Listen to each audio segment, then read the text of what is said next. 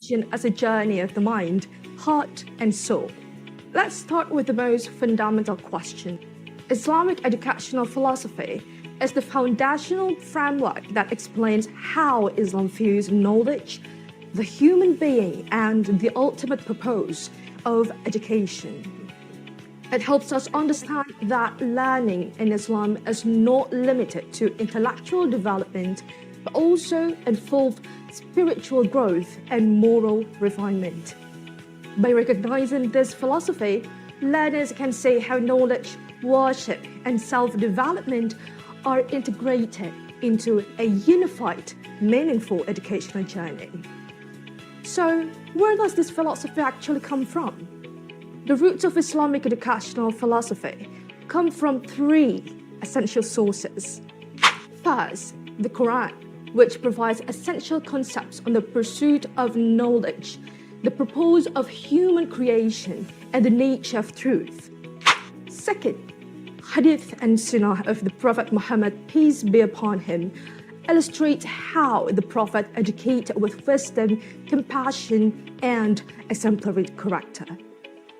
Third, the Turash, or classical Islamic intellectual heritage, contributes significantly through the works of scholars such as Al-Ghazali, Ibn Sina, Ibn Khaldun, and Al-Farabi.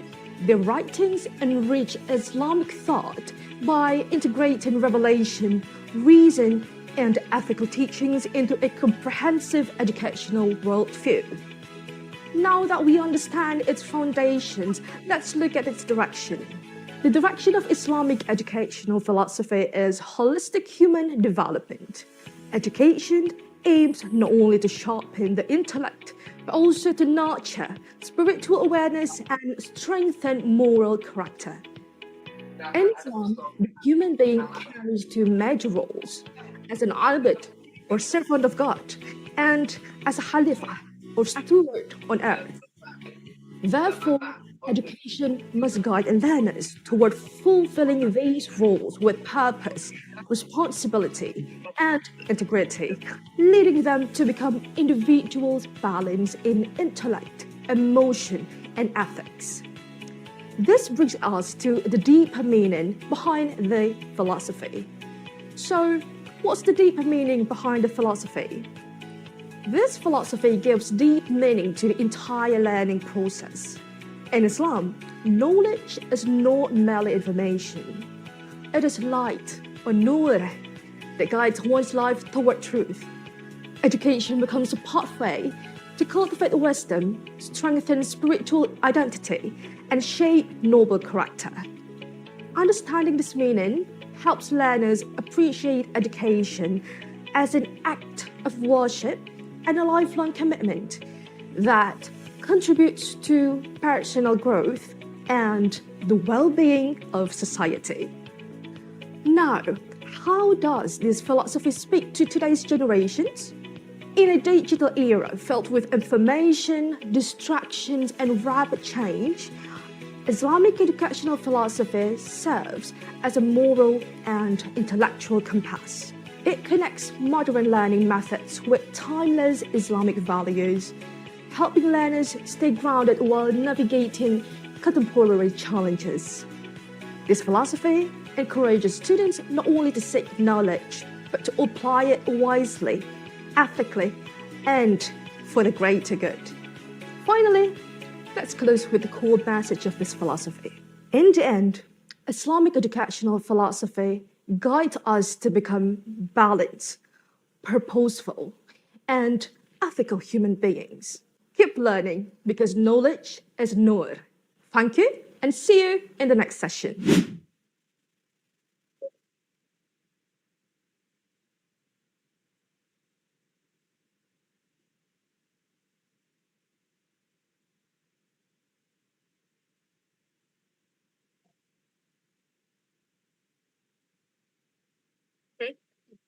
Okay, good afternoon, everyone. Okay, Miss Anissa. Okay, let's start. Okay, let's start.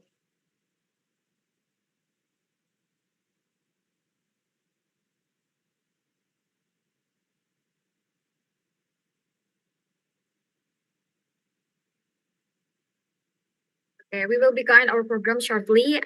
Please ensure your microphone is muted and your display name follows the requested format.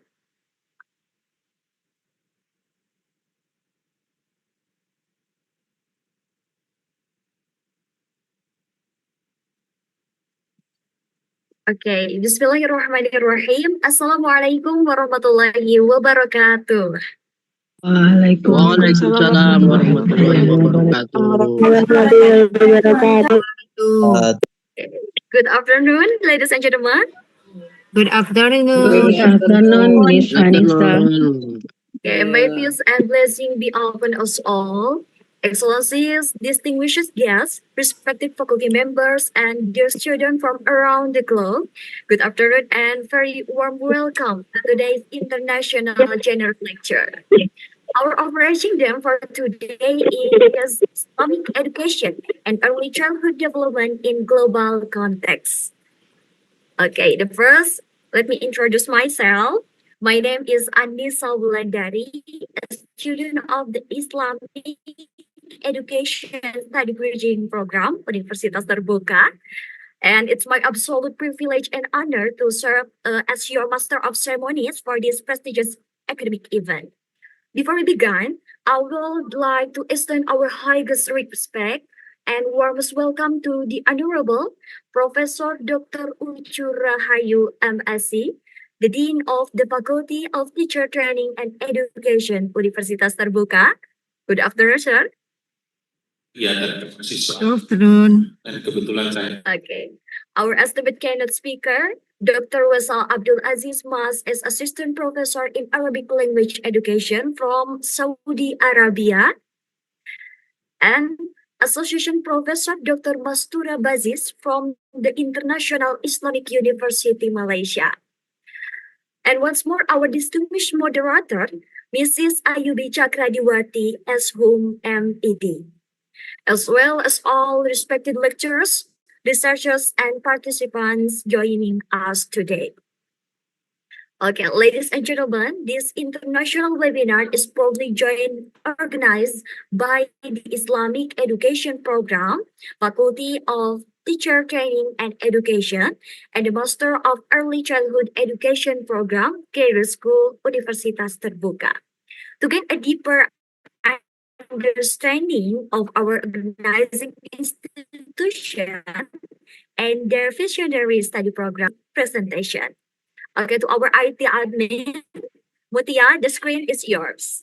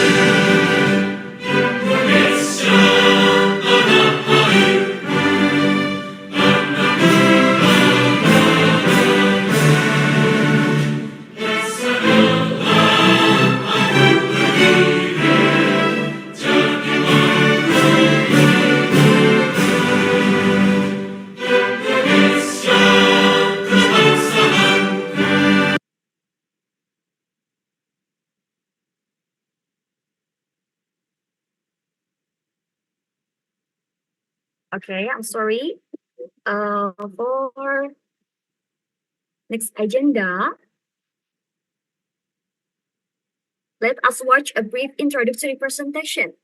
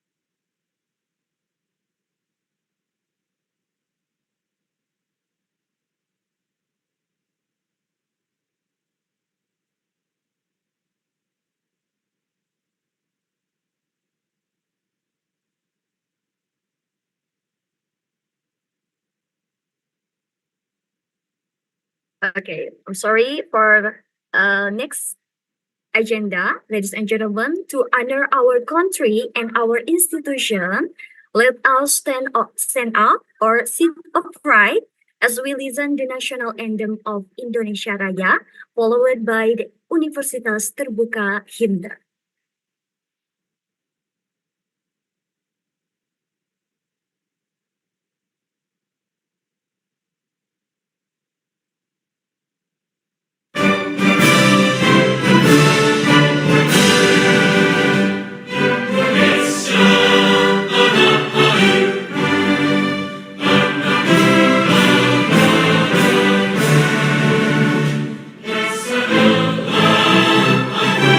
Bekerjasama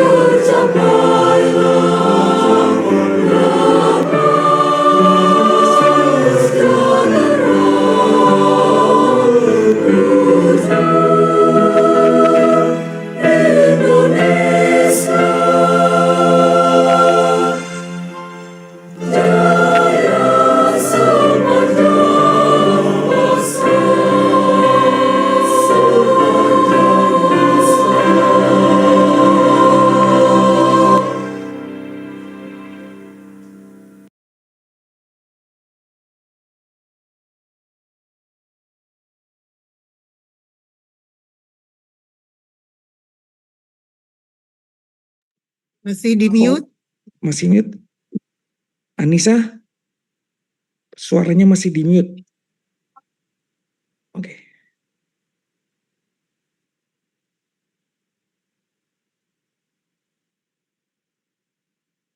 Okay, I'm so sorry. Moving on to our next agenda, we are deeply honored to welcome the Dean of the Faculty of Teacher Training and Education to deliver the opening remarks. Please join me in welcoming Professor Dr. Ucu Rahayu, MSc. So, Professor Ucu, the floor is yours. Okay, thank you, Miss Anissa. Bismillahirrahmanirrahim. Assalamualaikum warahmatullahi wabarakatuh. Good afternoon. Waalaikumsalam warahmatullahi wabarakatuh. Good afternoon. Peace and blessing be upon us all. Distinguished speakers, Dr. Wesal Abdulaziz Masas from King Saud University and Associate Professor Dr. Mastura Bajiz from the International Islamic University Malaysia, respected colleagues, honorable guests, faculty members, students, and all participants joining us from around the globe. First and foremost, let us express our deepest gratitude to Allah Subhanahu wa Ta'ala, God Almighty, for His endless blessing and mercy, which have allowed us to gather virtually in this international academic forum today. It is my great honor, on behalf of Faculty of Teacher Training and Education at Universitas Terbuka, to warmly welcome all of you to this international webinar with the theme Bridging Islamic Education and Early Childhood Development in Global Context. I'd like to extend my sincere appreciation to the Islamic Education Program at Faculty of Education and Teacher Training Universitas Terbuka and the Master of Early Childhood Education Program at the Graduate School of Universitas Terbuka for collaborating to organize this important and timely event. I also wish to convey our highest appreciation to our distinguished speakers, Dr. Wesal Abdulaziz Mas from King Saud University and Associate Professor Dr. Mastura Bajiz from the International Islam University Malaysia. Thank you both for your willingness to share your valuable expertise, time, and also global perspective with us today. Ladies and gentlemen, Islamic education today faces the vital task of responding to shifting global dynamics, evolving pedagogical approaches, and the diverse needs of modern learners. A key aspect of this evolution is figuring out how we can make foundational learning, including Arabic language instruction for non-native speakers, more meaningful, communicative, and truly learner-centered. To achieve this, we need empowered educators who can seamlessly connect timeless Islamic value with contemporary educational practices. Equally critical is early childhood education, which serves as the absolute foundation for shaping future generation. From both international framework and Islamic perspectives, early childhood development must be holistic. It is not just about academic readiness, it's about nurturing a child's spiritual, moral, intellectual, emotional, social, and physical growth in tandem. Therefore, this webinar provides an available platform for academic exchange, comparative insight, and international collaboration. I'm confident that today's discussion will enrich our understanding and inspire educational practices that are more inclusive, contextual, and deeply value-based. As an institution, Universitas Terbuka remains firmly committed to expanding access to quality education, strengthening academic innovation, and building robust global partnership. This webinar is a clear reflection of our shared commitment to advancing education that is relevant, meaningful, and deeply beneficial to society. May this event bring immense knowledge, inspiration, and lasting benefit to us all. So, to open this event by saying Bismillahirrahmanirrahim, I officially declare this international webinar open. Joining for the seminar. Thank you very much. Billahi taufiq wa hidayah. Wassalamualaikum warahmatullahi wabarakatuh. Waalaikumsalam warahmatullahi wabarakatuh. Thank you, Prof. Okay, thank you so much to Professor Dr. Ucu Rahayu for those inspiring opening remarks and for officially opening today's event. Before we dive into our core presentation session, let us capture this moment together. Okay, I kindly request to all participants, speaker, and faculty member to turn on the cameras. Okay, once more, I kindly request all participants to turn on the cameras.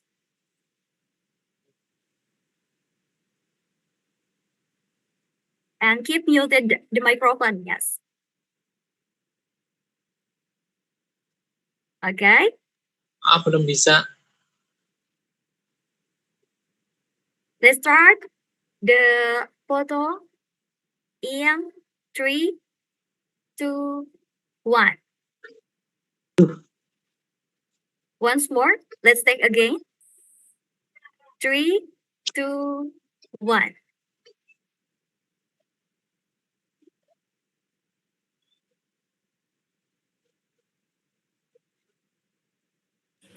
Ayo Okay. Faiz senyum dong Faiz.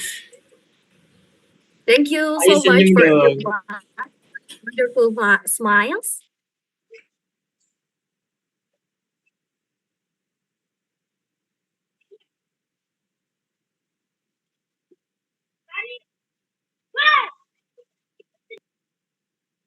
Now we have arrived to the core of today's webinar. We have the incredible presentation session ahead of us. To lead this session and the subsequent Q&A segment, I would like to hand over the microphone to our brilliant moderator. Okay, now for this occasion, the moderator is Mrs. Ayubi Chakradiwati Ashum MED, is a lecturer and education practitioner of Universitas Terbuka Indonesia with academic and professional experience in higher education, international cooperation, and open and distance education. She earned her Master of Education degree from the University of Glasgow, Scotland, United Kingdom, and recently pursued the Harvard Book Higher Education Teaching Certificate Program from Harvard University. Wow. It's amazing, yeah, for a moderator today. Okay. Mrs. Ayubi Chakradiwati, are you ready? Hello, I'm ready, thank you. Okay, to Mrs. Ayubi Chakradiwati, the floor is all yours. All right, thank you very much, Miss Anisa, for your kind introduction. Assalamualaikum warahmatullahi wabarakatuh. Distinguished ladies and gentlemen, to the honorable speakers, respected lecturers, also students, researchers, practitioners, all participants joining us today from different places. Very good afternoon, very good morning to you all. Wow, it's really nice to see like the number here. We got like 300-ish people here. It's really nice. So hopefully it's gonna be very fruitful today. And before that, it's truly an honor for me to serve as your moderator for today's international webinar. And first of all, before we begin our presentation sessions, I would like to also encourage you all to actively engage in the discussion. You may submit your question through the Zoom chat box or private message our community members, or even do a live session later on. So make sure you mention your name, institutions right before your questions or comments. And as mentioned a few times previously, also, we are pleased to raise the theme bridging Islamic education and early childhood development in global contexts. You know, when we talk about Islamic education, often our minds are immediately reminded of religious values, the knowledge, the character formation. At the same time, when we discuss about early childhood education, we cannot leave the important discussion of children's growth, development during this important stage of life. And today, interestingly, we will connect these two sides and see how both may share the same spirit, that is nurturing human beings holistically, not only intellectually, but also morally, emotionally, socially, and spiritually. And what makes today's webinar even more special is that we are not only discussing these important issues, but we're also privileged to gain perspectives from two distinguished scholars from two different countries. Today, we have invited experts from Saudi Arabia and Malaysia. And of course, I believe these different educational contexts and experiences will enrich our understanding and will broaden our perspectives in, of course, meaningful ways. So without further delay, please let me introduce and read you out the biography of our first speaker. So our first speaker is an assistant professor at the College of Education, King Saud University, Saudi Arabia, specializing in curriculum, Arabic language education, and teacher development. She earned her PhD in education from the University of Exeter, United Kingdom, after previously completing both her master's and educational research studies with excellent academic achievements. And if I look at her CV here, her academic and professional journey reflects extensive experience in teacher preps and educational development. And additionally to her teaching role, she currently serves as the postgraduate studies coordinator and research and development unit supervisor at King Saud University. Throughout her academic journey as well, she has also received several recognitions, including multiple academic excellence awards from the Saudi Cultural Attaché in the United Kingdom and the Best Presentation Award at an international conference in Italy. Wow, mashallah. So without further ado, please join me in warmly welcoming Assistant Professor Dr. Wessel Abdul Aziz Maesh. Hello, Dr. Wessel, are you here?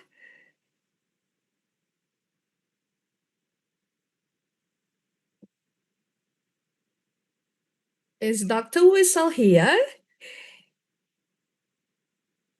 Yeah. Sorry, I think your microphone is still muted.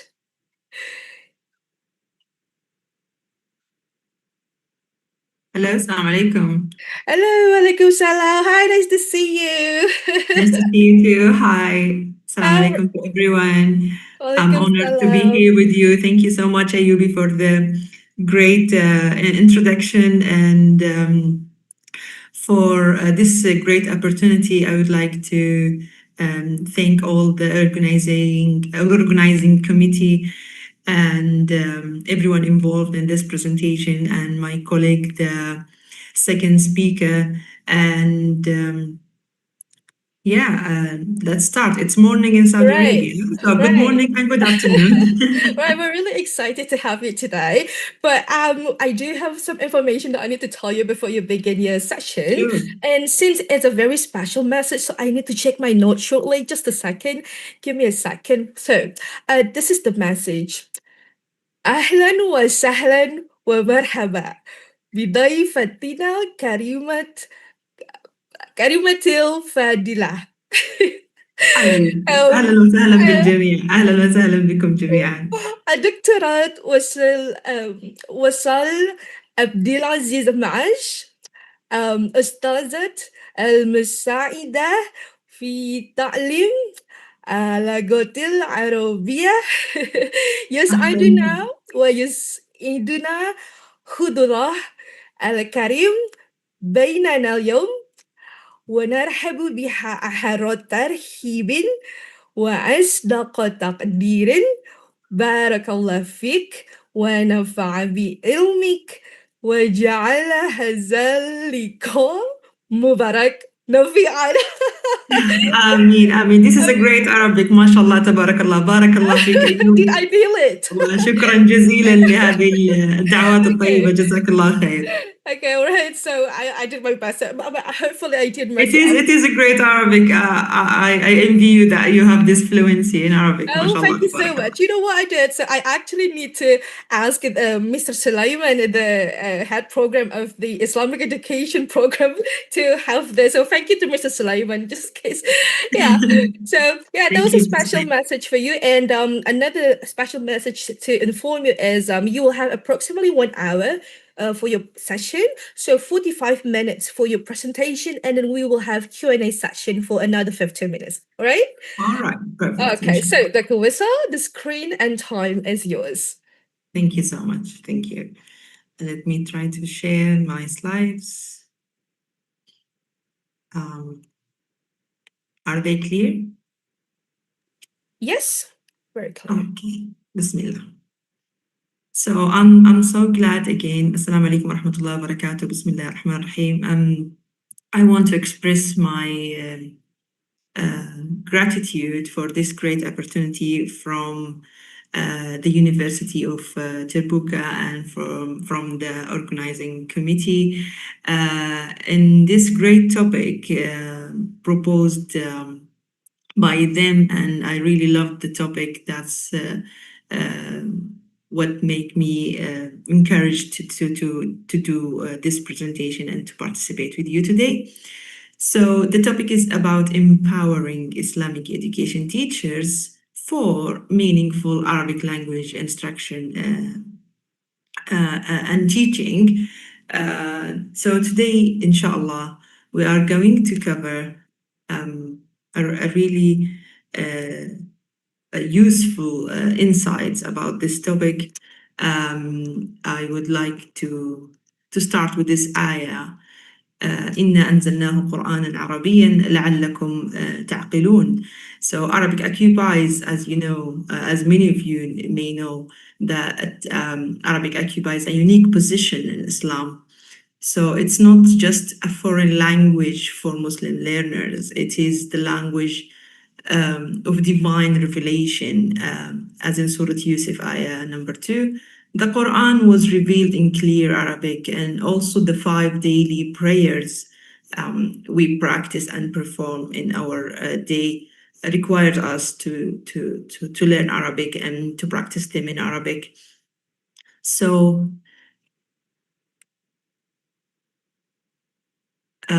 before we start diving in the issues of Arabic language education, it's important to highlight that why Arabic language is important for the Muslim community, especially the non-native Arabic speakers, because the global Muslim population is estimated to be 1.8 billion, mashallah. And inshallah, it is raising more and more. Arabic speaking countries are in the Middle East mostly, and North Africa, which collectively account for 19 or 20% of the global Muslims population. Well, this results implies that approximately 80% of Muslims worldwide are non-native Arabic speakers. So it is important to highlight the issue of learning Arabic as a second language, especially that most of our Muslim communities are non-Arabs. Also, Arabic carries a symbolic, culturally, and liturgical significance that no other language poses within Islamic education. This dual role, according to Al-Battal, places a unique responsibility on the teacher of Arabic in Islamic context. Competences in Arabic also is important, not only for understanding the religious texts, but also for meaningful participation in religious practices. When you understand the language, it's not just about reading or memorizing anymore. It's about understanding every aspect of your practices in Islam. Also, when learners engage in worship without understanding the language or reciting the Quran without comprehension, they face barriers to accessing the intellectual and scholarly traditions of Islam. I'm not saying here you will become less Muslim if you don't know Arabic, but there are a lot of difficulties and barriers you will face when trying to understand what the Quran is saying and what the Hadith is saying and the religious texts. In addition, effective Arabic instruction is not only a linguistic goal, but a matter of educational equity and inclusion, because we want all the Muslims, all the learners of Islam, to know Arabic the same way that a native or someone who is good in Arabic language, from a perspective of equal education and inclusion. Before we start discussing, I hope this slide is clear because it has a lot of information I can see. Okay. Before we begin discussing the problem of teaching and learning Arabic, let's see this case. So this case is Sarah. She's an Arabic language teacher. I met Sarah during my PhD because I interviewed novice Arabic language teachers from different areas across Saudi Arabia. One of them is this novice teachers, and she was working at an international school in Riyadh. Let's call her Sarah. Sarah had been assigned to teach both Arabic language and Islamic education. That's why I found that this case would be relevant to today's topic. I think the case of Sarah would highlight the difficulties that you may face in Indonesia or Malaysia or other countries that teach Arabic and Islamic education to non-natives. Sarah had been assigned to teach both those subjects, although she was highly competent in Arabic and she was a native speaker. She had completed her teacher preparation training and she was passionate about the language. She found teaching it particularly challenging in the international schools. Let's find out why. Her level 4 class consisted of learners with widely varying levels of Arabic proficiency. Some of them had a solid foundation, while others had very limited exposure to the language because it's in international schools. Not all of the learners comes from families that speak Arabic at home. And this is a fact in Saudi Arabia, especially in the context of international schools. Reflecting on her experience as a novice teacher, Sarah explained and stated that my class is always silent. Or she said, my students are a level 4, but some of them seems to be performing at a level 2 standard. Perhaps because they do not use Arabic at home, which we just highlighted now. She also said, in Islamic education classes, my students often read from the textbook or repeat information they have memorized. That's it. So, during her first few weeks in the teaching profession, Sarah relied on the methods that she knew best. She stood at the front of the class, wrote grammar rules on the board and watched her student copy them in silence. Yet, despite her effort, she sensed that something was not working, was wrong.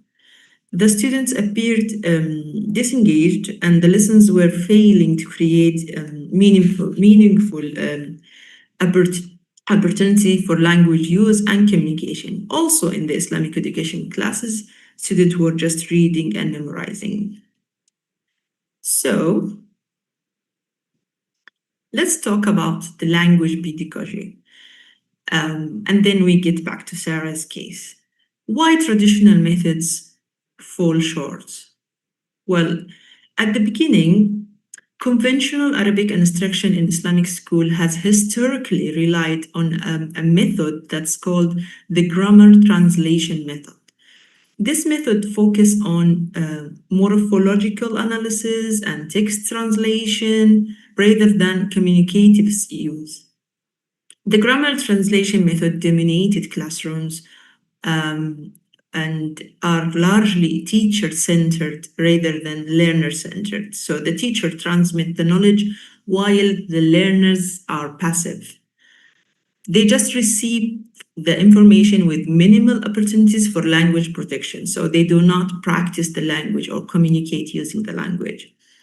Arabic syllabi in many Islamic education contexts prioritized classical grammar structure, creating a mismatch between instructional content and learners' actual communicative needs. So they need the language to communicate, but they're just taking information about grammar rules and etc.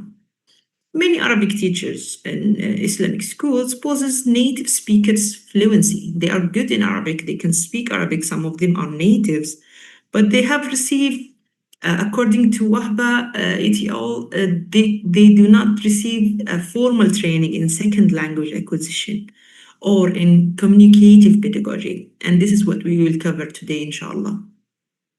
These conditions collectively result in limited learner engagement and low communicative competence. Later on, there was a language method emerged. It's called communicative language teaching. It emerged in response to structural methods that we just talked about, with its central aim being the development of communicative competence, which means the ability to use the language appropriately in real social context. There are 4 competences of communicative competence: the grammar, the social linguistic part, the discourse, and the strategy.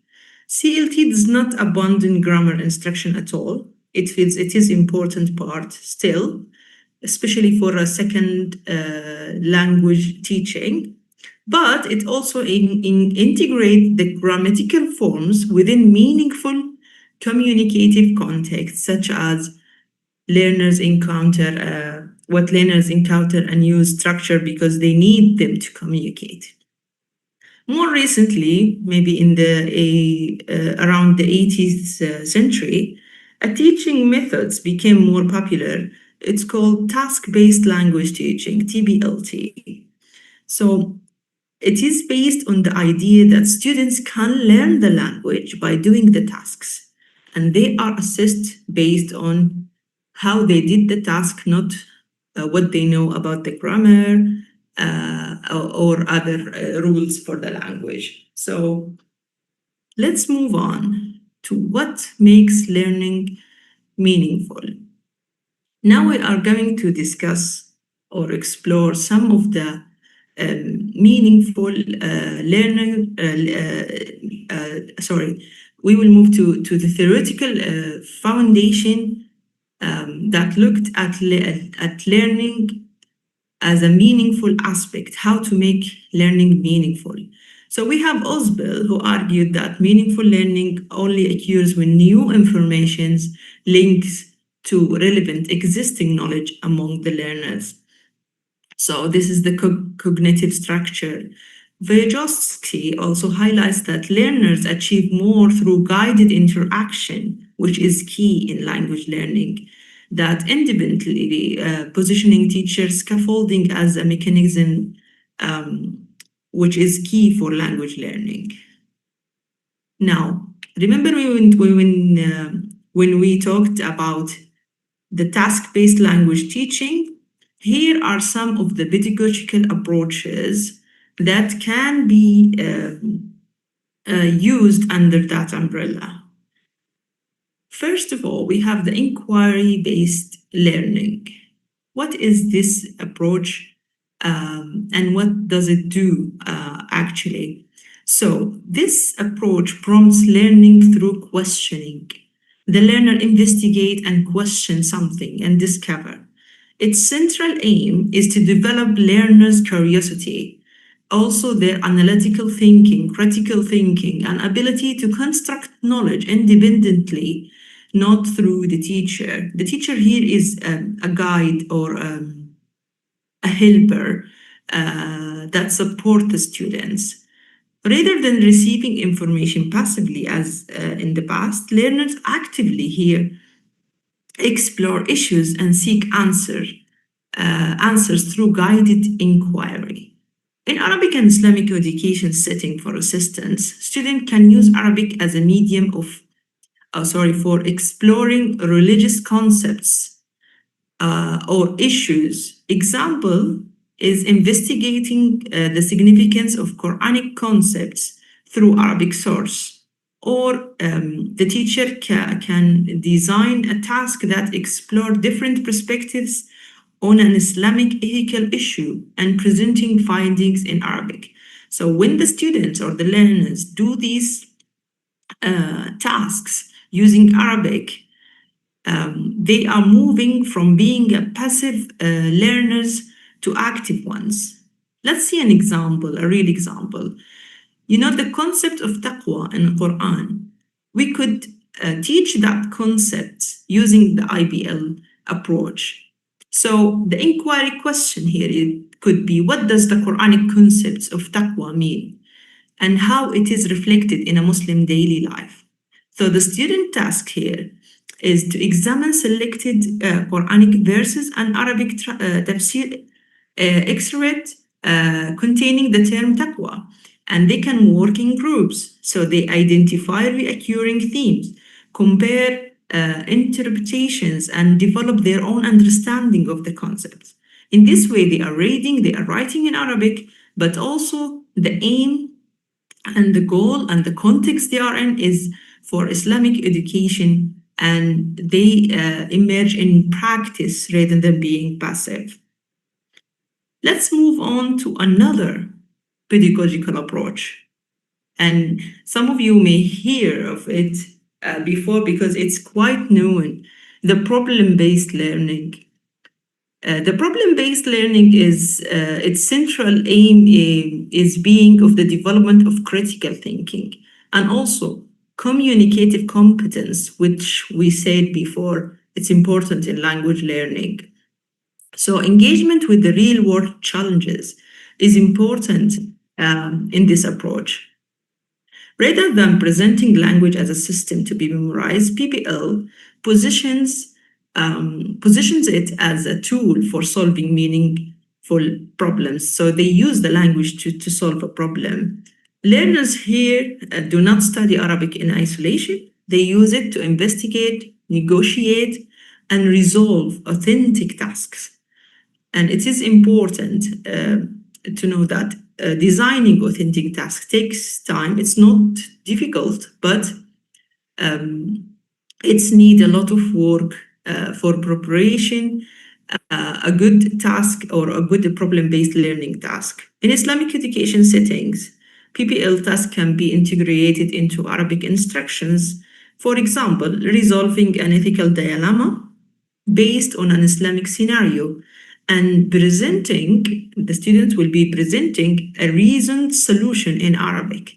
So when I ask the students to resolve this ethical dilemma linked to an Islamic scenario and present in Arabic the solution, they are using the language, which what we said before, move them from being passive to active learners. Another example is developing responses to authentic questions about Islamic practices using Arabic sources and collaborative discussions in the class. Let's see this example of PPL in Islamic education. So the scenario is, we provide the scenario to the students. We say, a student notices that a classmate has copied homework from the internet or from ChatGPT and asks whether they should inform the teacher or not. The problem here, what is the most appropriate Islamic response in this situation?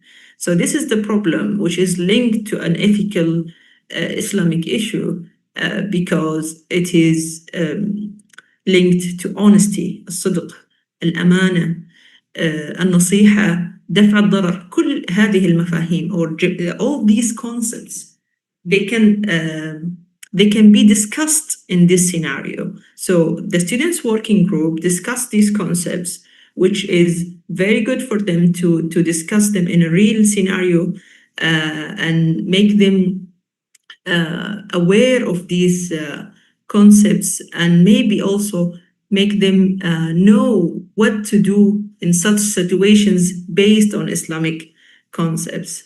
Then they can be asked to present and justify their proposed solution in Arabic as well. So they achieved both aims of discussing concepts in the Islamic education and also using the Arabic language.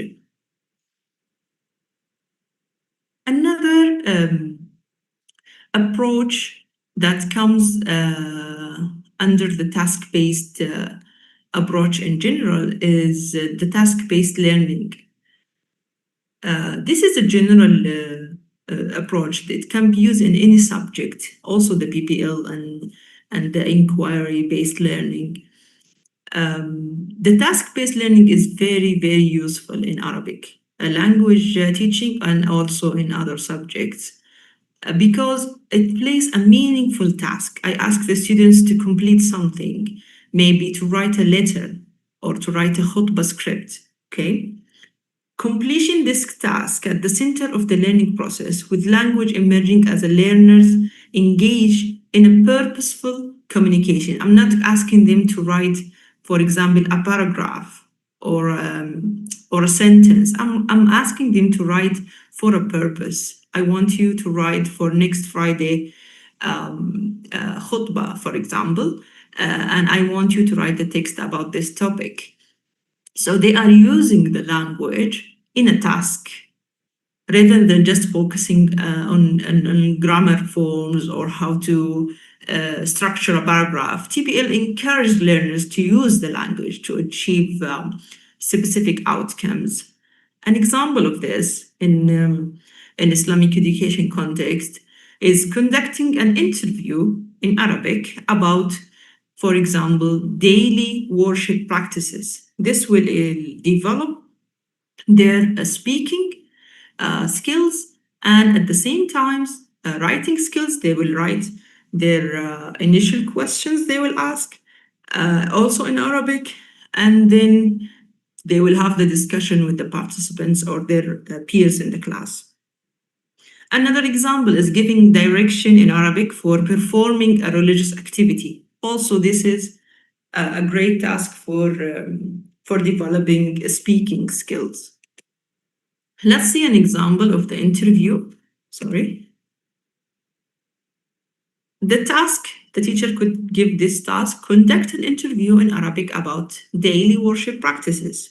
The scenario, the students are preparing a class profile on how young Muslims practice their faith in everyday life.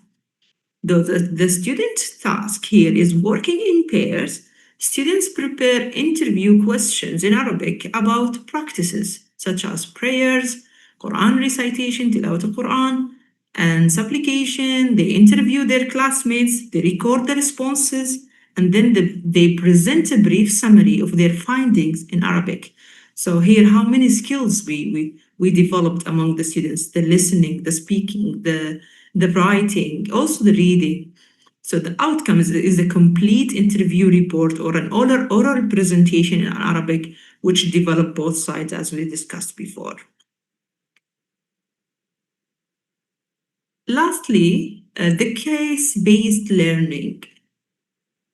CBL uses realistic scenarios to encourage learners to apply knowledge, analyze situations, and make informed decisions. This is really a great approach, I think, especially with the help of AI. Teachers can have a lot of good cases. They can build good cases and then present them to the students. So the primary goal is to bridge the theory and practice through the exploration of authentic or stimulated cases, not just studying a concept in abstraction. For example, the taqwa, the sabr, being patient, what it means. So it doesn't seem to be, especially for young children, it doesn't seem as a concept they fully understand, because it's an abstraction, and it has a lot of complexity until you give them a case. So it will break down the concept for them, okay? So it requires discussion, interpretation, and problem solving as well. Analyzing a case involves a moral dilemma and discussing possible responses in Arabic. Another example is examining a classroom situation involving cultural or religious misunderstanding and proposing appropriate solutions. The difference here between CBL and PBL, the problem-based learning, is they have a full case with a lot of details that they can analyze before they give the solutions. Example of CBL. Here is the case. You could say a student discovers that a close friend has been spreading false rumors about another classmate, إشاعات. The friend asks the students not to tell anyone, arguing that revealing the truth would damage their friendship. So there is a dilemma here between saving these friendships and telling about a friend, or just being in silence while seeing something is wrong. So students analyze the case. They use the concepts they learn. For example, الصدق, الغيبة, النصيحة, justice, العدل. They discuss the possible course of actions, evaluate the consequences of each response, according also to the religious text, and justify their recommendations in Arabic. This is a great way or ways or approaches of helping students to be active in Islamic education classes and Arabic education classes. Moving to empowering Arabic language teachers. All of these approaches we just explored together remain insufficient if the teacher does not engage in reflection before, during, and after each lesson. So if we are talking about empowering Arabic language teachers, it's not enough to just give them these tools, use this strategy, use this approach, and that's it. We have to teach the teachers themselves to be reflective, how to make reflections before the class while they are just writing the plan, during the class while they are seeing their learners engaging and collaborating and working together. They have to reflect to see, is something going wrong? Is this the best practice for this class? Is there other things I can amend to make it more sufficient? So to empower the teachers, it is important, very, very important, and I can't stress it highly enough, is to teach them how to reflect. Reflection is not a supplementary activity they just write in teachers' portfolios or talk about with the supervisor. It is a professional mechanism through which the teachers come to truly understand the learners and recognize what is sufficient or not, and make informed decisions based on that reflection. Teachers also know their students better than any curriculum document or also institutional policy. This knowledge transform a suggested strategy into an effective one or not sufficient, an insufficient one.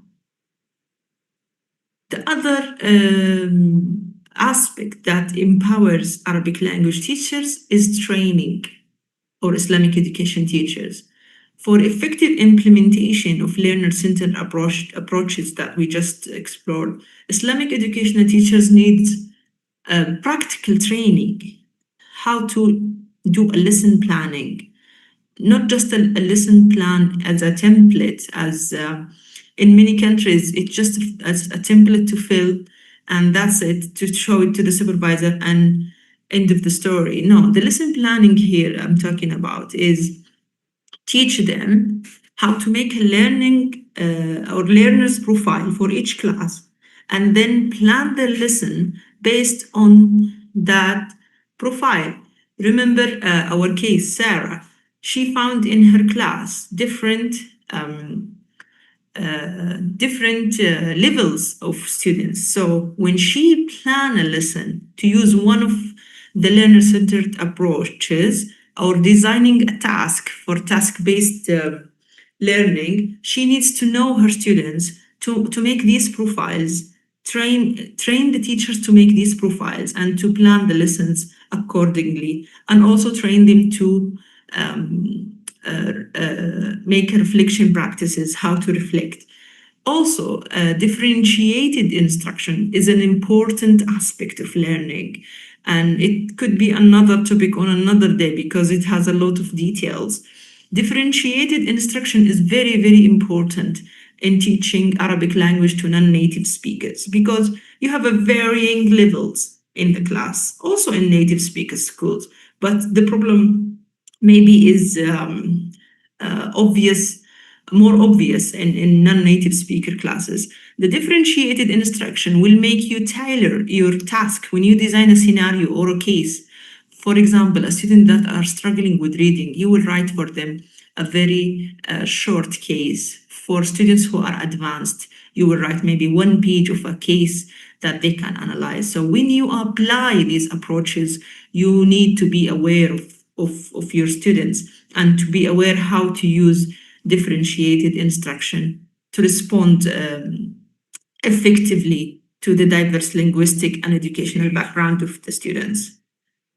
This is key to make informed pedagogical decisions and adapt your instructions to learner needs and create meaningful learning experiences rather than just using an approach or delivering a content. Lastly is teachers' autonomy, and this is very, very important aspect as well. Learner-centered teaching depends on teachers having the professional autonomy to make decisions based on the needs of their students. But in many countries, teachers are burdened with extensive content coverage. They have a list of topics to cover. They can't just sit with each learner and see what is falling short and try to adjust the approach they are using or the task.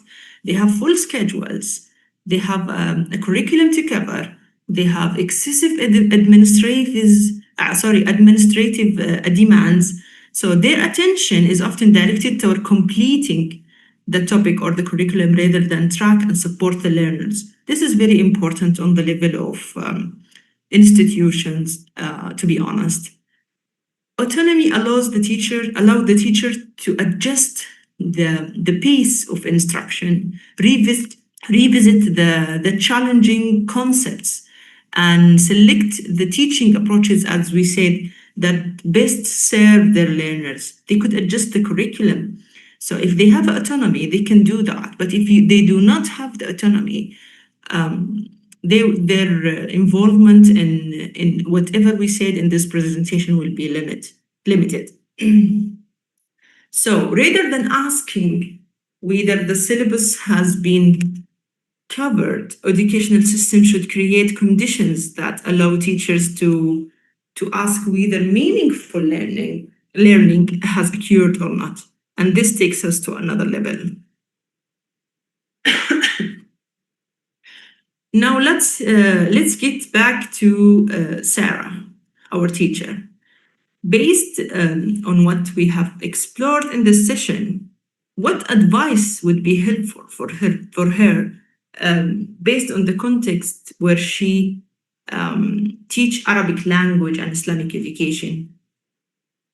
I'm not sure if we can have some comments in the chat about this. So Sarah said that my class is always silent. My students are a level 4, but some of them seems to be performing at a level 2 standards. So they do not use Arabic at home. So she have a very diverse class. In Islamic education classes, my students just read, memorize. So based on what we explored, if you can just write some answer to this question, what advice would be helpful based on what we explored?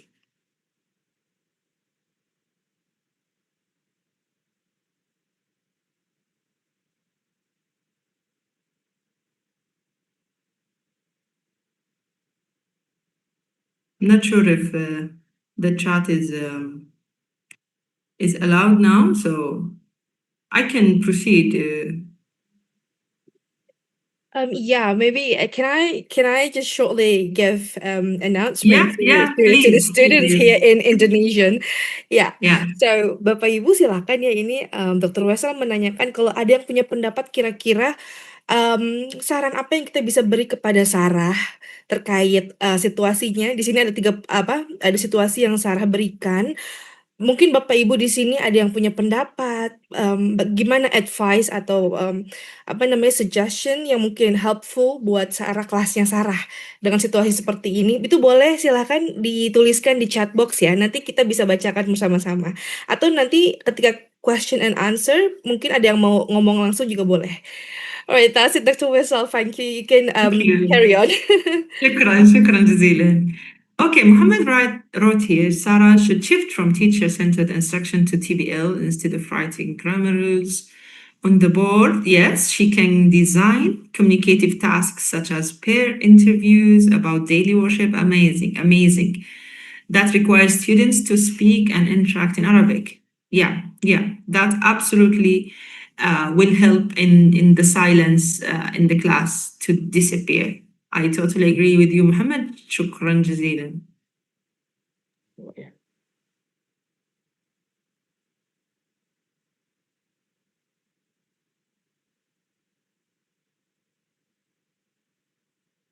We have 2 minutes.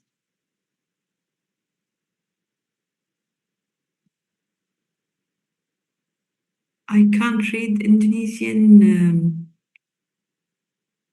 I just speak Arabic and English, I'm afraid. Yeah, so the Indonesians that they put here, it's not answering yet. They just commenting some things, but I will let you know. I will let you know when there's an answer from them. All right. Okay, Amri said, Sarah should create a more interactive and supportive learning environment using exactly differentiated instruction. This is very important because she have a really diverse class, encouraging students to speak Arabic through pair and group activities, connecting lessons to their daily lives, since some students are below the expected language level and may not use Arabic at home. She can provide additional scaffolding. That's a really good concept in education. Visual aids, practical communication task, totally agree. In Islamic education classes, instead of relying on memorization textbook, she can prompt critical thinking, amazing, through discussions, problem solving, case studies, and reflective questions. I think you just summarized my presentation. Thank you so much, Amri. This approach can increase students' engagement, confidence, and deeper understanding in both Arabic and Islamic. Totally agree. Via here says Sarah should shift, agreeing with the other who participated before, teacher-centered instruction to a more student-centered. And this is the key in this presentation. Since some students are below the expected level, exactly in Islamic education classes using task-based learning. Yes, I love task-based learning, and I think it's a very, very useful tool and approach in language learning in general and also in other subjects. To make her classroom more active, this is risky. Okay, Rizqi said to make her classroom more active, Sarah should use a learner-centered approach, encourage students problem-based activities. Yes, she should also connect lessons. Amazing. I think all the answers, I'm sorry, I can't read them all, but I think all the answers here are really great, and it shows that you really listen through the presentations through the presentation. And these are the key takeaways I want you to take from this presentation. Meaningful learning occurs when learners actively construct understanding through interaction, inquiry, and authentic language use. Authentic means they use the language in an authentic task or something that link them to reality. Learner-centered approaches such as IBL, PPL, TBL, CBL, and there are others in the educational research provide practical ways and tasks to connect Arabic learning with Islamic content. Effective implementation depends on empowered teachers, and this is very important, and I can't highlight it enough, who are reflective, well-trained, and professionally autonomous, which means they have control on their classes. The ultimate goal is not simply covering content, but enabling learners to understand the use and engage with Arabic in meaningful religious, educational, and social context. Also, I want to add here that when the organizing committee proposed this subject, I was so happy because the Islamic education is a fertile ground, أرض خصبة لتطبيق ما نتعلمه أو لتطبيق المهارات اللغوية. Arabic language skills can be practiced through a context, and the Islamic education is a great context for practicing Arabic language. So I prefer teaching the language through a context than just purely teaching the language without a context or just choosing random topics. So when the learner, the Muslim learners, wants to know more about something in the Quran or in a concept in Hadith, and they need the language and they need to use the language to understand that concept or to apply that concept, it's the best way to learn the language. Thank you for your attention. شكرا جزيلا لانتباهكم والسلام عليكم ورحمة الله وبركاته. Waalaikumsalam warahmatullahi wabarakatuh. Thank you very much, Dr. Wissal, for you. sharing your perspectives. Very insightful and also, in my opinion, and perhaps interesting points that I noted from your presentations. Again, it's already mentioned before, but I already made my own as well. One thing that is interesting for me that Arabic is not only a language of communication, but also the language of the Quran and many forms of worship that we need to learn thoroughly. I completely agree with the fact that even most of us as Muslims, we do only recite the Arabic, but we don't really understand what that means. So that's that one is interesting. And then you also mentioned several learner-centered approaches, emphasize the importance of empowering educators and making Arabic language instruction more meaningful. As well as the importance of reflections. The reflection is really important. So then the learning and teaching session is not merely about teaching grammar and all those things, but make it more meaningful, right? That's good. Thank you so much, Dr. Wissal. Thank you. Jazakallah khair. Thank you so yeah. much. Yeah, and you made it exactly 45 minutes. So we do have Alhamdulillah. Alhamdulillah. We do have 15 minutes to go with the Q&A Okay. session. So I would like to invite any one of you here who would like to raise some questions or comments to Dr. Whistle here. Maybe any one of you would like to have live interaction with Dr. Whistle, or you could also just type your question in the chat box as well. Do we have questions here? Oh, we do have we okay, wait. What is this? We do have a question from Indri Anissa. Yes, I can read her Yeah. question. Is she a girl or a boy? I don't know the names. Right. Okay. In the Indri era of Anissa. AI, can technologies such as ChatGPT support Arabic language learning? If so, what are the most effective and appropriate way to use them? Oh, that's a good question. The teaching and learning processes.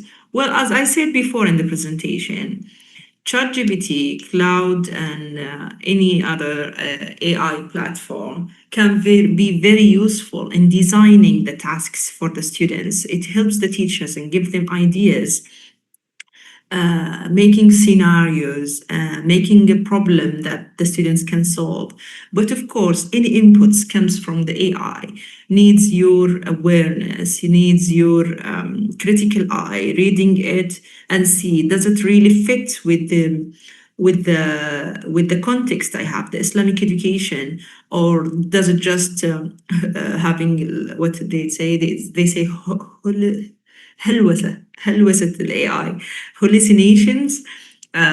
So you have to critically assess the inputs that are the outputs that comes from AI before giving them to the students, and see if they are aligned with our Islamic principles. I hope I answered your questions, Anjali. Right, thank you very much. So, Indri, I hope that answered your questions. And next, do we have? Oh yeah, we do have from Fariza. How can Farizal, yeah. How can Arabic language learning help students understand global issues such as tolerance, peace, and cultural diversity through an Islamic perspectives? Indeed, Farzal, all these concepts are really deeply uh, um, rooted in our Islamic culture and in our religion. There are a lot of articles talking about tolerance, for example, in Saudi education, diversity, and how we deal with them. The students can learn, can read some of the hadiths about the diversity, about the العنصرية, and how we deal with that concept according to our Islamic traditions. So the tolerance, the peace, a lot of texts in Hadith and Quran talks about these aspects, and the students, we can give them a task to make a presentation, for example, or a report, or an essay about tolerance, and ask them to read first in our religious book, and then take some citations from those books, and link them to the global issues that you are talking about. I hope I answered your question. Right, I agree to that one. To instill those things within the learning activities is actually one of the ways and how we could help the students to understand the global issues, as mentioned there by Fariza. Okay, Yeah, so I totally agree. yeah, hopefully that answer your question, Fariza. And moving on, we have another question from Saryani. So yeah, Saryani from Universitas Terbuka. So this is yeah, a real situational context, I guess. Okay.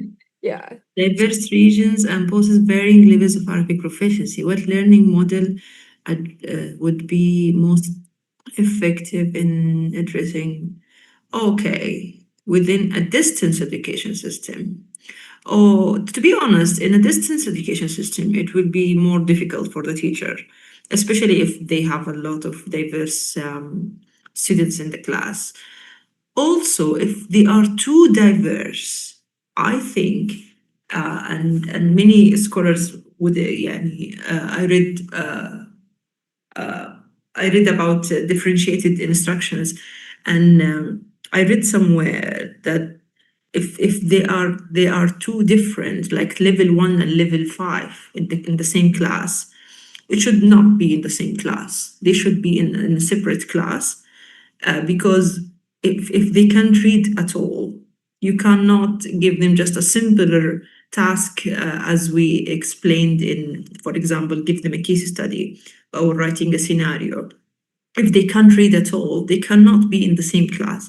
But if the level are close but varying, for example, level 3, level 4, level 5 in the same class, maybe we can use the differentiated instruction. But of course, it's a challenge within a distance education system. Yep. Yeah. So differentiated instructions for such situations. Right. It does take effort and time, but That's an article it, topic. yeah, but it's possibly doable. So yeah, hopefully that also answers Sariani. Thank you for the question. And is there any one of you who would like to raise a hand and ask directly to Dr. Whistle, please? You're most welcome. Okay, let's see. Is there another question? Okay. Fire and Nafis. How can teachers assess students' understanding beyond memorization and textbook repetition? Assist student understanding beyond memorization and textbook repetitions. Okay, that's a really good question, Sophia. When we are talking about TBLT, task-based language learning, the goal here is not to assist students on memorizing the language, on completing the task effectively. So if they complete the task effectively, they use the language to write, for example, an essay or a letter, then they are able to write and communicate their ideas. So I don't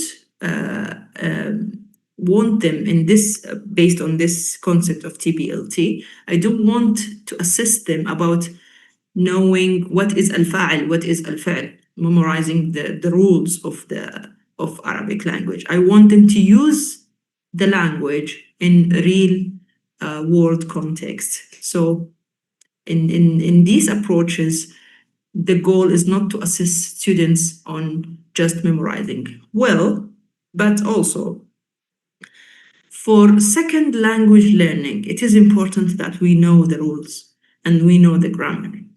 So there are some curriculums. For example, there is a curriculum called Notional Functional Curriculum Design. It focuses on both, actually. The notions, they know these concepts, they know the meanings, they memorize the meanings, and also the function of the language. They can use this language in writing a letter or writing a khutbah or writing an essay. So for second language education, in the beginning, for the beginners, it is important to highlight why we are writing this way, not this way, where this is wrong and this is right, but also the communicative aspect of the language should be side by side to make learning meaningful. I hope I answered your question. Right, that's true. Thank you, Dr. Wessel. And we do have another 5 minutes to go. So let's see. We have from Ahmed Shaiku. What are the new findings regarding the integration of the living Quran approach into modern and learning environments? What are the new findings? The Right. integration of the living Quran approach into modern learning environments. Yeah, probably if you ever I think you mean the living Quran approach. Does it have another name? Demjing, modern. And what do you mean by modern learning environments? I right just need maybe to clarify that before yeah. answering. Mm-hmm. Also, there is an Arabic question I can read Right. from T. Yeah. Maybe to Mr. Ahmed, if you want to clarify further about what you mean by modern learning environments, you could, Yes. or maybe Yes. you want to speak directly here. You could also Yeah. maybe while we wait for that, we could also look at another questions. Maybe There there's is a question here, yeah, in Arabic. ما هو الأهم بالنسبة للمرحلة الإعدادية? What is more important for not elementary, not secondary, intermediate level in learning Arabic? Is it the rules, the direct rules, or the speaking? Or there is not a specific rule that what is the priority. As I said before, we can teach the grammars side by side to other the four skills. We have the speaking, the listening, the writing, the reading. These are the language skills. We can teach the grammar rules through those skills. When they write, we can correct them. When they speak as well, when they read, they can see نماذج models of writing. So yes, there is not a rule that say we prioritize or make a priority for one or another. We can teach them integrated together. All right. Okay, thank you for that one. I actually couldn't understand what it says in Arabic. Yeah, it's fine. It's fine. Yeah. All right. So I see here from Muhammad Saifullah, but what learning model is most suitable for junior high school students in that country? But sorry, in that country, which country you refer to? Is it in Saudi Arabia or Indonesia? Or maybe Dr. Whistle could share in the context of your country? What is the question? Sorry. What learning model is most suitable for junior high school students in your country? In my country. Mm-hmm. Well, it also, as I said before, depends on the learners themselves. There is no such a method or an approach is the best way or the most. Sometimes even the direct method, the old method, is suitable for a specific time for a specific class.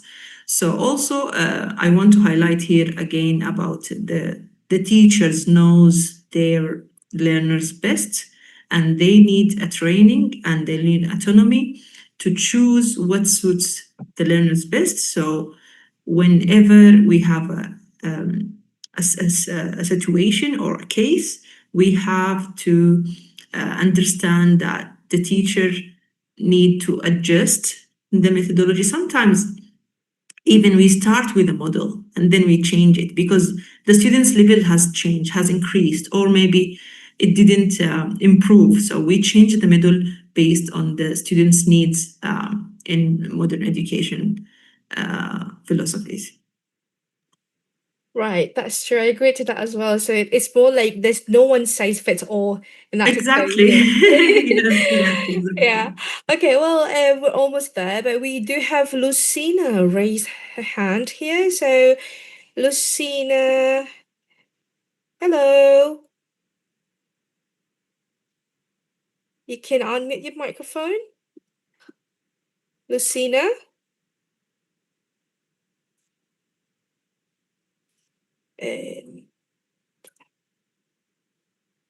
Okay, I'm not sure if she accidentally pressed the button or Okay. oh, okay, yeah, it seems like it's an accident. All right. Okay, All right, no okay. problem. Okay, since time is up, oh my gosh, but we do have still some questions left here. but I'm really sorry about that, ladies and gentlemen. We do running out of time, so maybe I could maybe ask our committee team to take all the questions that haven't been answered yet, and maybe we can contact you later on with the questions through the email. So yeah, maybe that for now. So, ladies and gentlemen, that was the first session of the webinar today. Thank you so much, Dr. Thank you Weasel, so much, Ayubi. for Jazakallah your khair. Thank insights. you. And before we wrap it up for the first session, we have something for you. So I would like to invite Oh, Mr. Sulaiman, the head of Islamic Education Study Program, to take over the session. Thank you. thank you so much. نعم سعادة الدكتور وصال عبد العزيز معاس الأستاذة المساعدة في تعليم اللغة العربية، نقدم إليك بكل فخر وامتنان هذه الشهادة تقديرا لعطائك العلمي النفيس ومشاركتك الثروة في هذا المحفل العلمي المبارك. جزاك الله خيرا يا الأستاذة. الله يجزاك خير. شكرا جزيلا دكتور محمد. نعم ننتظر يعني ممكن الشهادة. نعم نعم هذه هي الشهادة. شكرا جزيلا. فرحونا صراحة. يعطيكم ألف عافية. شكرا جزيلا. Thank you so much. Okay. All right, thank you so much, Mr. Sulaiman. Dr. Whistle, that is our little gift for you. Thank you so much, the certificate of appreciation. Thank you for your insights and everything. So it was lovely to have you on our first session today. And ladies and gentlemen, now that since the time is ticking, so we shall move on to the second speaker. Right, so ladies and gentlemen, our second distinguished speaker today, I would like to also read out the summary of her CV here. She's an associate professor at the Department of Educational Psychology and Counseling, Kuliah of Education, International Islamic University, Malaysia, with nearly 3 decades of experience and education in child development. It seems like she's also widely recognized as a scholar and expert in child development, child psychology, and education, and also frequently invited as a keynote speaker at national and international forums, and also actively contributes to television and radio discussion. And she also has shared her insights through various publications and media platforms. She earned her doctoral degree in child development and education from the University of Warwick in the United Kingdom. And from the summary of her biography here, I can also inform you that she has held several important academic leadership positions, including the PAUD Dean, Principal of Students Residential College, and Director of the National Child Development Research Center. Wow, mashallah. She has also served internationally as a visiting associate professor in Oman and a visiting foreign scholar at the University of Tokyo, Japan. Ladies and gentlemen, please join me in warmly welcoming Associate Professor Dr. Mastura Baziz. Assalamualaikum, Dr. Mastura.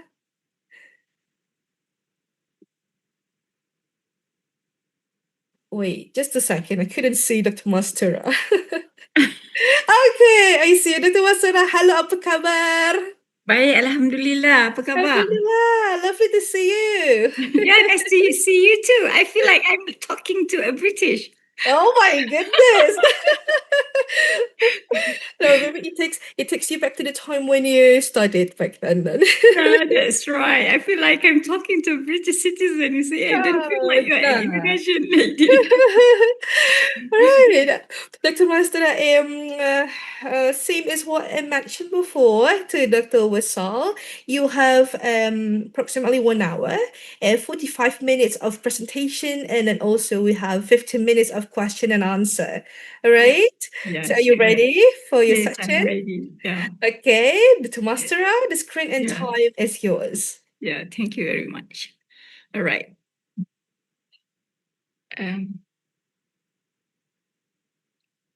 So Okay, I want to share the slides. Okay. I think I have shared the slide with okay, never mind. I will share mine. Right. Okay. Bismillahirrahmanirrahim. Assalamualaikum warahmatullahi wabarakatuh. And a very good afternoon. Okay, thank you very much for inviting me to this international webinar. And for Dr. Wisal, Assalamualaikum and ahlan wa sahlan. أنا أتكلم باللغة العربية في الحقيقة. طيب, alhamdulillah. And I realized that some of the participants in the webinar is quite difficult for them to understand everything in English. So I'll try my best to explain further, perhaps if there is a need that I might present some of the points in Indonesian language, because I get used to go to Indonesia, to various places in Indonesia, invited as a speaker, alhamdulillah. All right, so this was the topic which was given to me, Holistic Early Childhood Education, a comparative study of international practices and Islamic worldviews. Frankly speaking, when I was asked to present this kind of topic, when we talk about a comparative study, it's quite hard because this is not really some sort like research based, but I try my best to read through and find out some of the important programs in early childhood education all over the world. Well, nowadays we are having, beside the websites, but we are also having Google's, and other important things from the AI, for example. Alhamdulillah, it really helps. Anyway, to start off, okay, first of all, I just want to talk about what is holistic education. When we talk about holistic education, it's something that we all know that is about nurturing the whole child.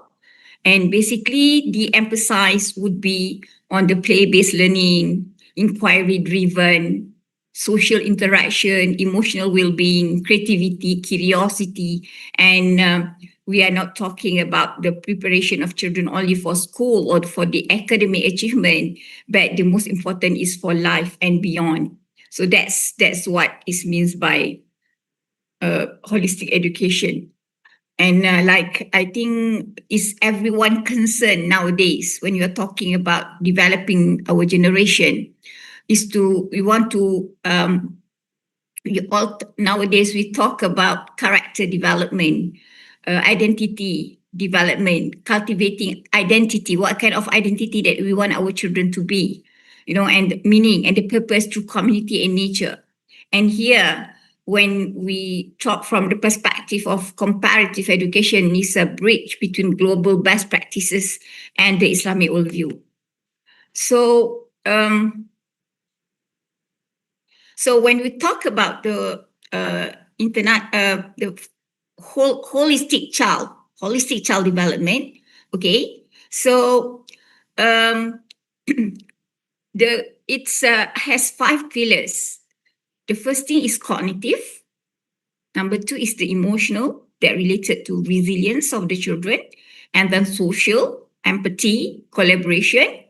Then physical. Physical is not only the motor development, it's not only the fine motor skills, gross motor skills, but it's inclusive health as well.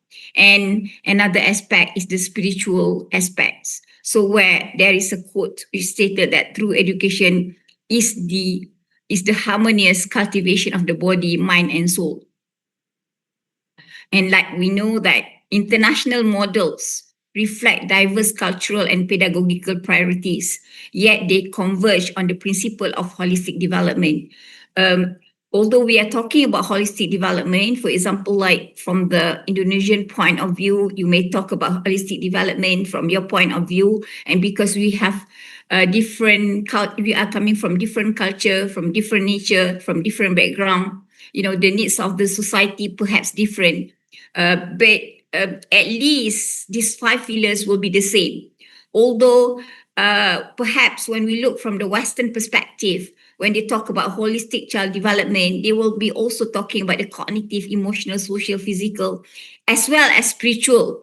But the spiritual aspect that they are talking about might not be the same with the spiritual aspect in Islamic world, or from the Islamic point of view. Because when they talk about the spiritual aspect, is something to do with our relationship with Allah Subhanahu Wa Taala, with the heart, with the soul, you see. And then so this is the spiritual aspect of development from the Islamic point of view. Okay, all right. And from the Islamic point of view, okay, human beings are seen as union of the physical body and the spirit. Okay, we have intellect. So we believe that Allah Subhanahu Wa Taala has endowed humans with intellect to discern truths from falsehood, reflect on creation, and fulfill their duties as stewards of the earth. When we also have what we call as spiritual consciousness. Knowledge is not just data collection, but it's meant to achieve spiritual maturity. Okay. Yarfa'ullahu allazina amanu wallazina utul ilma darajat. Allah mengangkat darjat mereka yang berilmu. Itu sudah jelas dinyatakan dalam Al-Quran. And when we talk about learning, it's not only about knowledge, but it will involve also skills. It will also involve the practices. It will also involve changes in terms of our behavior. It also in terms of our character, to what extent that the knowledge will be able to mold our behavior, our character, and the cultivation of character, humility, and gratitude. This is what the spiritual consciousness is all about. Man izdada ilman walam yazdad huda falam yazdadu ila Allah illa bu'da. Those who, their knowledge is added, okay, ilmunya bertambah, tetapi hidayahnya tidak ada, dia sebenarnya semakin jauh daripada Allah, bukan semakin dekat. This is the from the Islamic point of view. Okay. All right. And yet when you are talking about holistic development from the Islamic worldview, okay, we have these 5 main elements. Number 1 is fitrah, okay, the innate purity and divine potential. Then tarbiyah, ta'lim, ta'dib, al-insan, thumma al-insan al-kamil. So when you talk about fitrah, okay, what is fitrah? Kullu mauludin yuladu ala al-fitrah. What is the meaning of fitrah here? Okay, so fitrah is the idea that every human is born with a fitrah, a natural, God-given disposition. It is an innate potential. So meaning to say that when we are in the process of molding children's behavior, behavior modification, for example, what we are trying to do is that we want to bring them back to the fitrah. Because by right, we are not able to change their behavior. But what we can do is to bring them back to the fitrah. Because fitrah is an inherent inclination toward recognizing God, goodness, and morality. And by right, when from the zygote is in a womb, in the mother's womb, we already have a bond with Allah Subhanahu Wa Taala. When Allah Subhanahu Wa Taala alastu bi rabbikum qalu bala syahidna. Adakah aku ini Tuhan kamu? Kita mengaku, memperakui yang ya betul, memang kamu itu Tuhan aku. And then the concept of fitrah here, when you talk about the innate disposition, is to nurture the potential. because it's something like, we shouldn't really look at human, at the students that we are teaching, or at the children that we are dealing with as someone that has known nothing, but it's rather, because when we change the word, creating something from nothing into nurturing this innate potential, then we know and understand that everyone has potential. We just want to nurture the potential. Okay, and we want to ensure the individual remains in harmony with their natural state through knowledge and righteous action. Okay, and here, what is the role of tarbiyah then? Okay, because Islamic education goes far beyond academic schooling. It is encompassed by 3 distinct Arabic concepts that form a holistic framework, which is the tarbiyah, nurturing, the gradual step-by-step development of a child's physical, emotional, intellectual, and spiritual faculties. It is about helping the child reach their full potential. This is tarbiyah. And then ta'lim, the process of transferring the knowledge, the continuous process of imparting the knowledge and skills, both sacred, understanding faith and ethics, and secular science, arts, and life skills. And another one, which is the most important thing, is the ta'dib. And when you talk about ta'dib, is mentioned by many Muslim scholars, such as Ibn Miskawayh, Al-Ghazali, Ibn Sina, Ibn Jama'ah, Ibn Qayyim al-Jawzi. All of them are talking about ta'dib. And then our current Muslim scholar, contemporary Muslim scholar, for example, like Almarhum Said Naqib Al-Atas, he also talked about the important role of tarbiyah in educating human. So, or what we call as humanizing education, meaning to say that when we want to talk about education without talking about ta'dib, actually it doesn't make sense.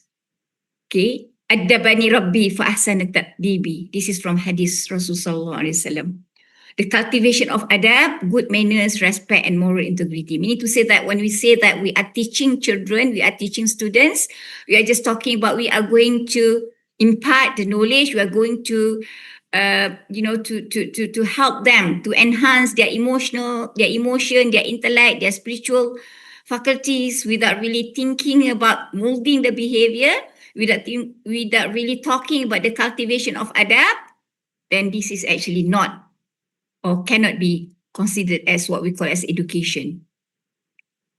So, like I said earlier, Adabani Rabbi fa ahsana ta'dibi. This is the very famous property tradition, which is noted that the best gift a parent can give a child is a good manner. So everything is about character development, character building. It's about ta'dib. Okay. So from here, we can understand that the role of teacher in Islamic education system is not only in PAUD, it's not only in SMR. Okay, the role of teachers, whoever you are, as long as you are called as an educator, you are educating students, then your role is as a murabbi, as muallim, as muaddib, and even as a murshid, those who are guiding the children, those who are guiding the students. So here, something that we need to understand that when we are talking about the role of teachers as a murabbi, as muallim, as muaddib, as murshid, okay, so we are actually teaching our students. We are not teaching the subjects. When we are teaching subjects, then our focus is more on, okay, how many students score A, R for my subjects. We don't really concern about the students. We don't really concern about the children, but our concern is more on academic. So this is wrong. Because when you are teaching children, when we are the process of tarbiyah here, then our concern is we need to understand the individual differences. We need to understand that every child has potential. We need to understand that each child coming from different background. We need to understand that each child has problem. So these are the things that, among the role of murabbi, muallim, muaddib, murshid in the context of tarbiyah, in the context of educating children. Okay, all right. Now, talking about the practices all over the world, from the international perspective, I just want to highlight here some important theories from the Western perspective. I think, if you are doing some revision related to the theories of Western theories about child development or human development, for example, like the Jean Piaget cognitive development stage, saya percaya ibu-ibu atau bapa-bapa yang belajar pendidikan ya ataupun PAUD pastinya belajar tentang Jean Piaget. Semua mengenali Jean Piaget. Okay? Justru saya tidak merasakan satu kepentingan untuk saya memperjelaskan apakah teori-teori ini kerana memang sudah diperbincangkan. Begitu juga dengan Lev Vygotsky ataupun social culture theory that talk a lot about social interaction, zone of proximal development, scaffoldings, the importance of peers, the importance of more knowledgeable others, the role of parents, the role of teachers that can help them in learning. Okay, and then there is also another theory related to early childhood education in which, because we are using this theory as one of the approaches that you can use, which is the Howard Gardner multiple intelligences. So from this theory, we understand that every child is different. Every child has their potential, and each individual child might have different kind of intelligence. Okay, and then another theories that under these things that related to the early childhood education practices is the Ari Erickson psychosocial development is somewhat related to the psychological aspects of development, is somewhat related to the emotional aspects of development, the social aspects of development, in which Ari Erickson highlight they are contradict of two elements, trust versus mistrust, for example, guilty versus initiative, for example. So then any behavior or any problems related to children in their life, in their education, is somewhat related to how they will grow up and to what extent that their emotions are really taken care of.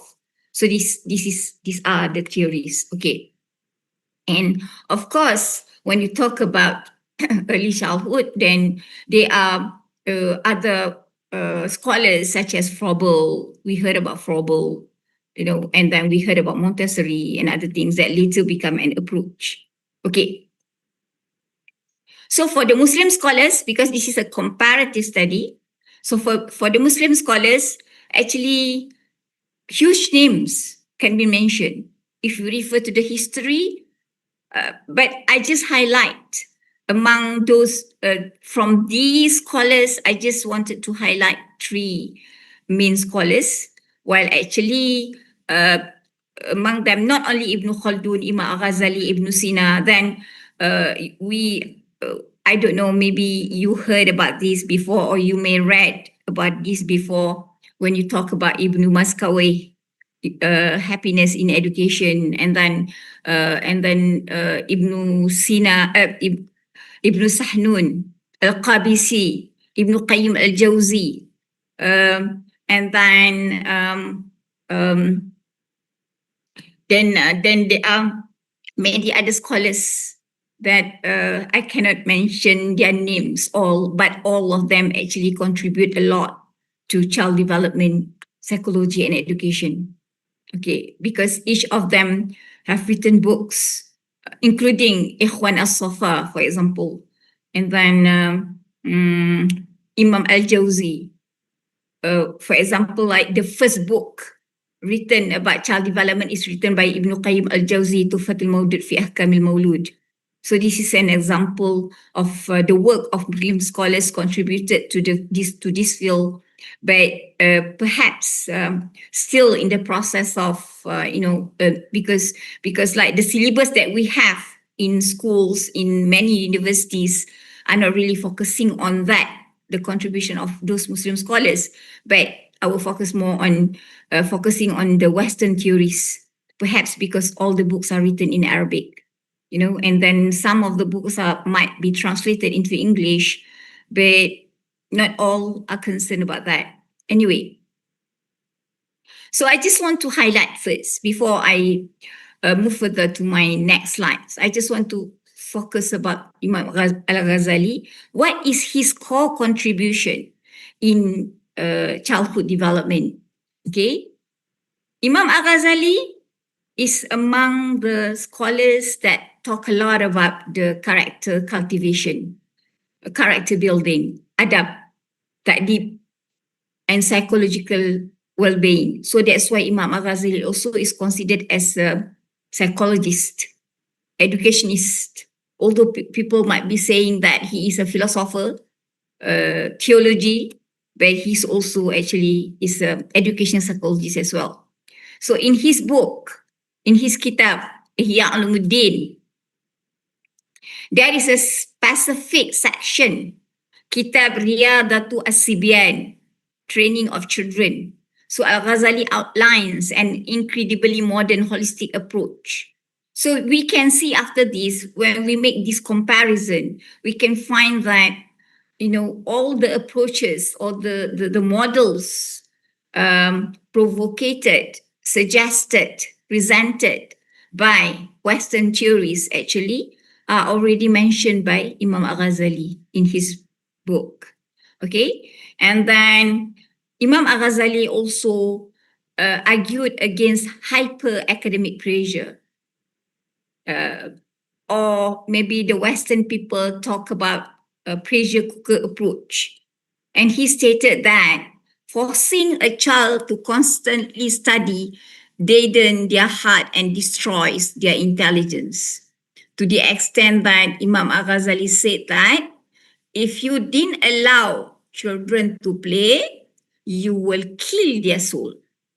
So he is among the scholars that really explicitly advocated for play, stating that after study or before study or during the study, even during the study, a child must be allowed to play beautiful games, to play free play, for example, to rest their mind. And from here we can see that this is directly mirrors the Nordic, for example, like in Finland, in Scandinavia, the Nordic and the Waldorf models that focus a lot on play. And Imam Al-Ghazali already mentioned a lot about the importance of play in children's life, in children's learning development. Okay, then another important scholar is Ibn Sina. They call them, the Western people name them Avicenna. And among the main, and we know that Ibn Sina is famous as a medical doctor. He is a physician and he is also a psychiatrist. Okay. And then his core contribution is about the physical, intellectual, and vocational holistic harmony. Okay. And then he's so concerned about the mental health, mental illnesses. He talked a lot about this in his book, The Canon of Medicine, Al-Qanun. And his book, Kitab As-Siyasah, the books of politics. We can imagine. He wrote a book about politics. He wrote a book about governance. And then, but when we read the book, we found out that this book is dedicated, to upbring the children. Subhanallah. This is the work of Ibn Sina. Okay. And then he also advocated for a balanced approach starting from infancy, from babies with a proper nutrition, physical exercise, and sensory development. Just yesterday, I talked to my students. I said the most important in children's development is the brain. And our brain the myelin sheet in the brain is made up of the food that we eat. So if we are having a problem with malnutrition, then it will, it will become one of the problems that make the students not able to learn, not able to understand because of lack of nutrition or malnutrition. And he also believed that in group education, because he talked about social development, okay, tarbiyatun nash fil atfal, rather than isolated tutoring, so children could learn from observing each other. See, you can see that from the Ibn Sina point of view, this is a concept foundational to Reggio Emilia and also modern social constructivism. And Ibn Sina is so concerned about children learning through experiments, experience, and exploration, exactly like what is practiced in Reggio Emilia and also the modern social constructivism. Okay, and among the core contribution also of Ibn Khaldun is that the developmental pacing and gentle pedagogy. He's so concerned about mercy-based pedagogy. He's so concerned about we should not treat our children harsh treatment using coercive words, and then you should not curse our children, but we need to talk to them gently. This is among the main important approach that provocated by Ibn Khaldun. And his famous book, Al-Muqaddimah, because Ibn Khaldun is known as historian and he's also known as sociologist, but at the same time, he is also actually an educationist, an educational psychologist as well. So in his book, Muqaddimah, there is a chapter dedicated to educational theory, emphasizing psychology in teaching. And like I said earlier, he fiercely opposed harshness, physical punishment, and severity by teacher, arguing it makes children lazy, because he said that if you keep on warning your children, you keep on punishing your children, shouting at them, then your children finally tend to become lazy and doesn't want to, to go to school, doesn't want to, they don't have interest in learning. Okay, they feel deceitful and ruins their natural psychological drive, which is the fitrah.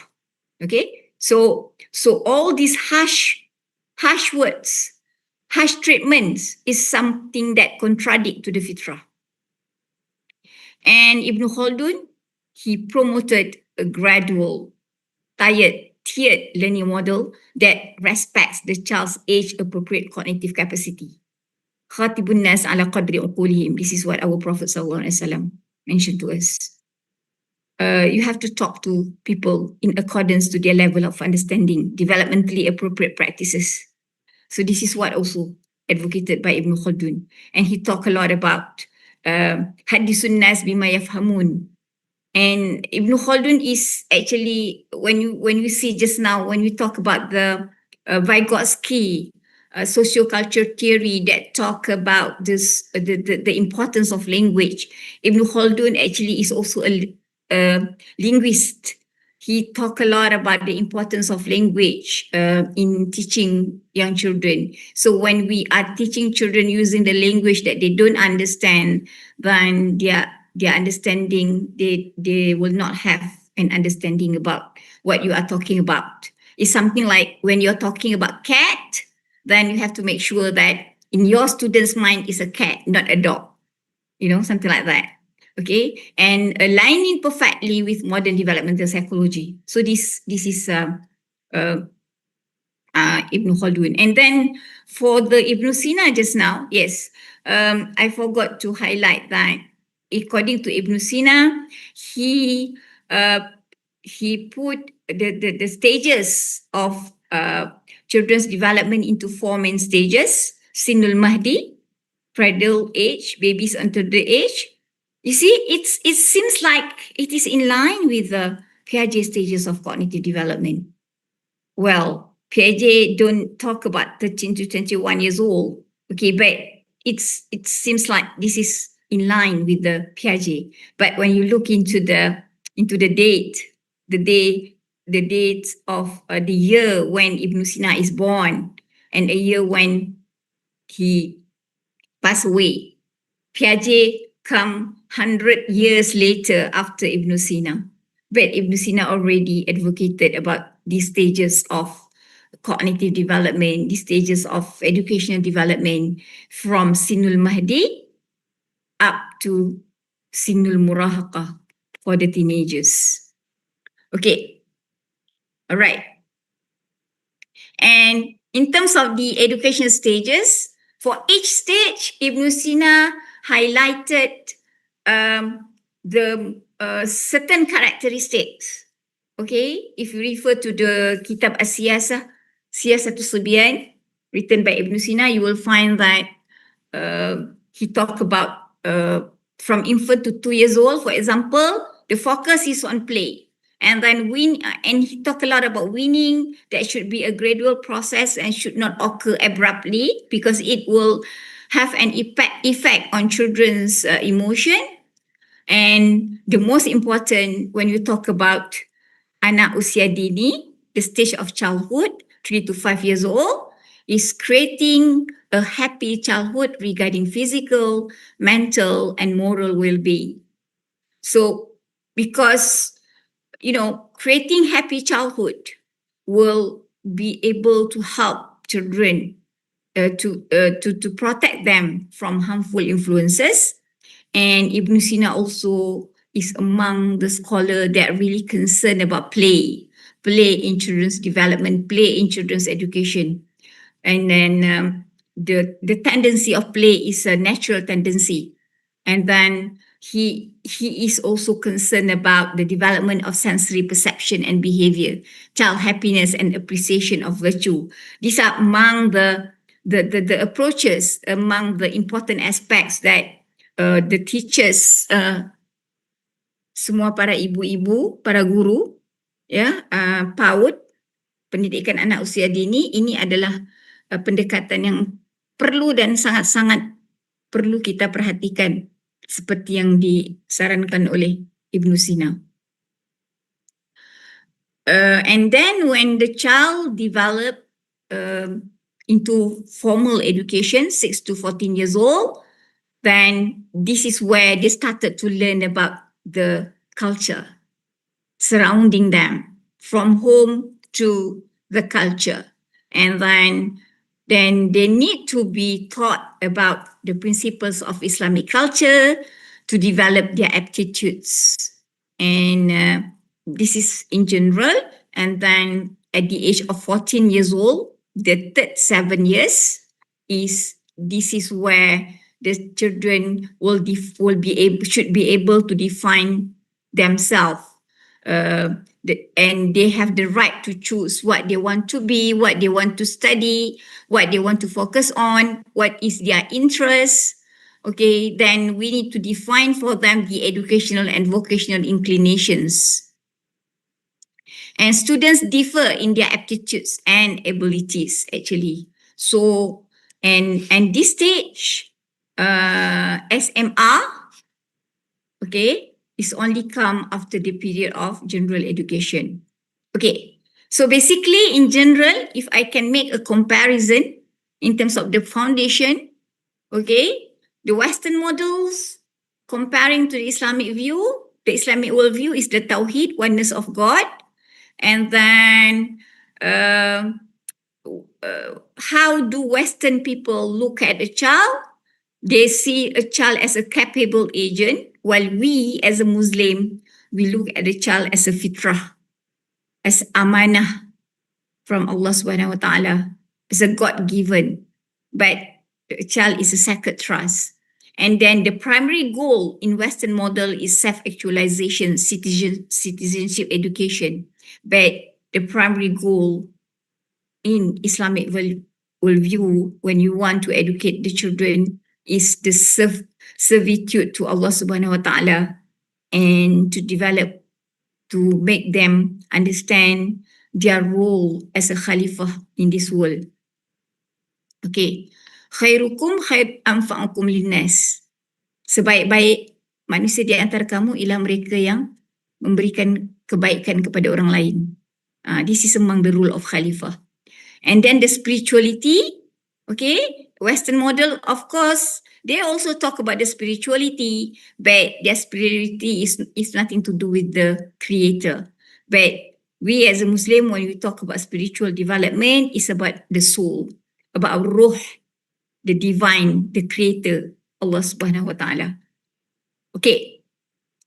So based on these theories that I have mentioned earlier, then we can see some global practices like Montessori, Reggio Emilia, Nordic, which is in the Scandinavia, Waldorf education, Finland, okay, Japan, even in Singapore and Malaysia, that blend of academic readiness and character building. I'll go in details after this. Okay. And then at the same time, there is also, a movement about forest schools, teaching children or relating children to nature, back to nature. So we have the forest schools, or like in Indonesia, I think you have Sekolah Alam. Okay. So, and learning occurs through direct engagement with the natural environment. And studies suggest that these settings foster not only physical development, but also emotional regulation, problem-solving skills, highlighting the multidimensional nature of early learning.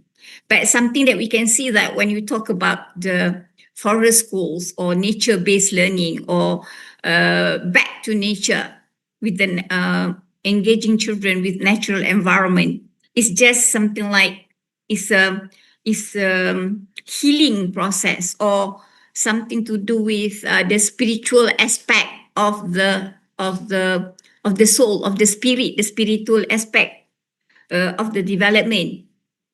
But when we go back to nature, actually, this is something that Allah subhanahu wa ta'ala asks us, encourage us to back to nature. Inna fi khalqis samawati wal ard wa ikhtilafil layli wan nahar la ayatin li ulil albab.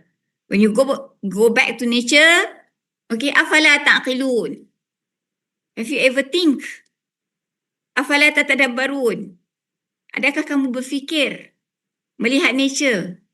Lalu menyebut inna fi khalqis samawati wal ard wa ikhtilafil layli wan nahar la ayatin li ulil albab alladhina yazkuruna Allaha qiyaman wa qu'udan wa ala junubihim wa yatafakkaruna fi khalqis samawati wal ard rabbana ma khalaqta hadza batila subhanaka faqina azabannar. Wahai Tuhan, Engkau tidak jadikan ini sia-sia. Selamatkan kami daripada siksaan api neraka. This is back to nature for a Muslim. Something that will strengthen our iman, something that will enhance our understanding, and even something to do with our relationship with Allah subhanahu wa ta'ala. So this is the nature-based models from the Islamic perspective. Okay. Now, talking about a comparative study, the international. So I try to learn to study. Okay, I have chosen 10 different approach in the Islamic. I mean, different approach or different model in for the preschool for PAUD. Okay, that in which all this approach actually holding on holistic early childhood education models. Number one is Reggio Emilia. The Reggio Emilia approach was originated from Italy, and the focus is on creativity, child agency, expressive learning, and the key features is that children as active constructors of knowledge, environment as third teacher, documentation of learning, everything that the child do, they will document.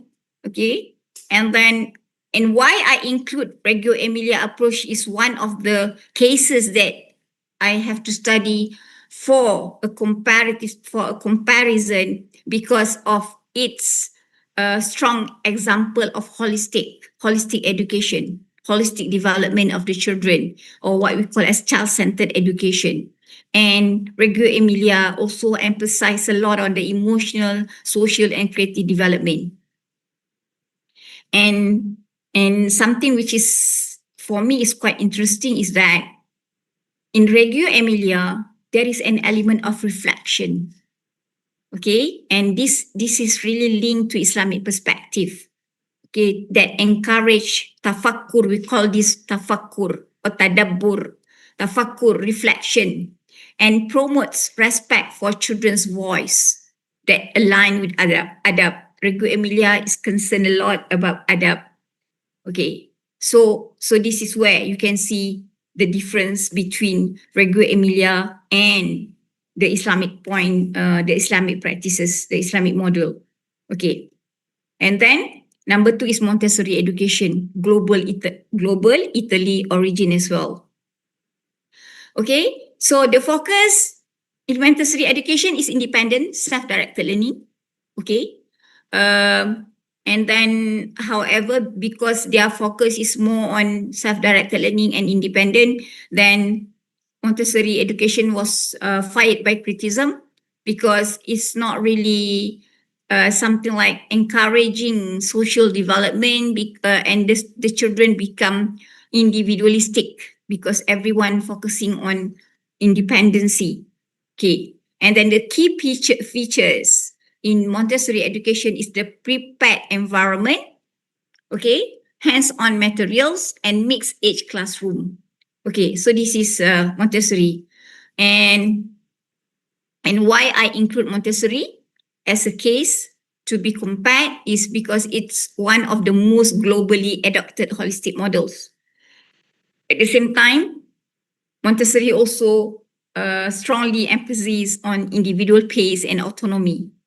And the comparative aspect that we can compare between Montessori education and the Islamic approach or the Islamic education is the independence, the Montessori independent with Islamic guided nurturing, tarbiyah, because in Islam, we focus a lot on the role of teachers, the role of parents that guide their children, nurture their children, tarbiyah. And in Montessori, the same thing, because everything will be based on individual. So the children will be nurtured. Okay, and Maria Montessori talk a lot about the absorbent mind. Okay. And then number 3, Finland early childhood education system. The focus is play-based, okay, well-being centered education. And then the key features, minimal testing. Okay, they say that they don't really do any, they don't ask their children to sit for a test. There is no standardized test. Okay, and they are given a curriculum that tell them what to do, but not how to do that. So how to do that will be based on the creativity of the teachers. Okay, and the emphasis, of course, also on play and outdoor activities and highly trained teachers. The teachers are very well trained. They are professional in their field. So that's why there is no assessment for the teachers as well. And then why I include Finland as a subject for comparison, also because it is considered as one of the best holistic system globally. And Finland or Finnish education system, they focus on happiness, emotional development, and equality. And then we can compare, the Finland's well-being focus with Islamic balance of dunya and akhirah. Although they might not talking about, of course, they don't talk about akhirah, but this is because their focus is more on the well-being. Okay, then world of education. It is also very famous in Germany. The focus is imagination, arts, spiritual awareness, and the key features of world of education is storytelling, music, art integration, delayed academic instruction. They didn't put priority on academic. Okay, they focus more on the storytelling, on the character building, and rhythm-based daily routines. And I include Waldorf education as one of the subject of one of the approach to be compared is because it includes spiritual dimension, okay, and making it useful for comparison with Islam. And then, okay, so the comparative angle here is that we can compare the Waldorf spirituality versus Islamic spiritual development. Of course, when you talk about the Waldorf spirituality, it's not about iman, fitrah, whatever. It's other aspect of it. Okay. Then the Japanese preschool education. Okay.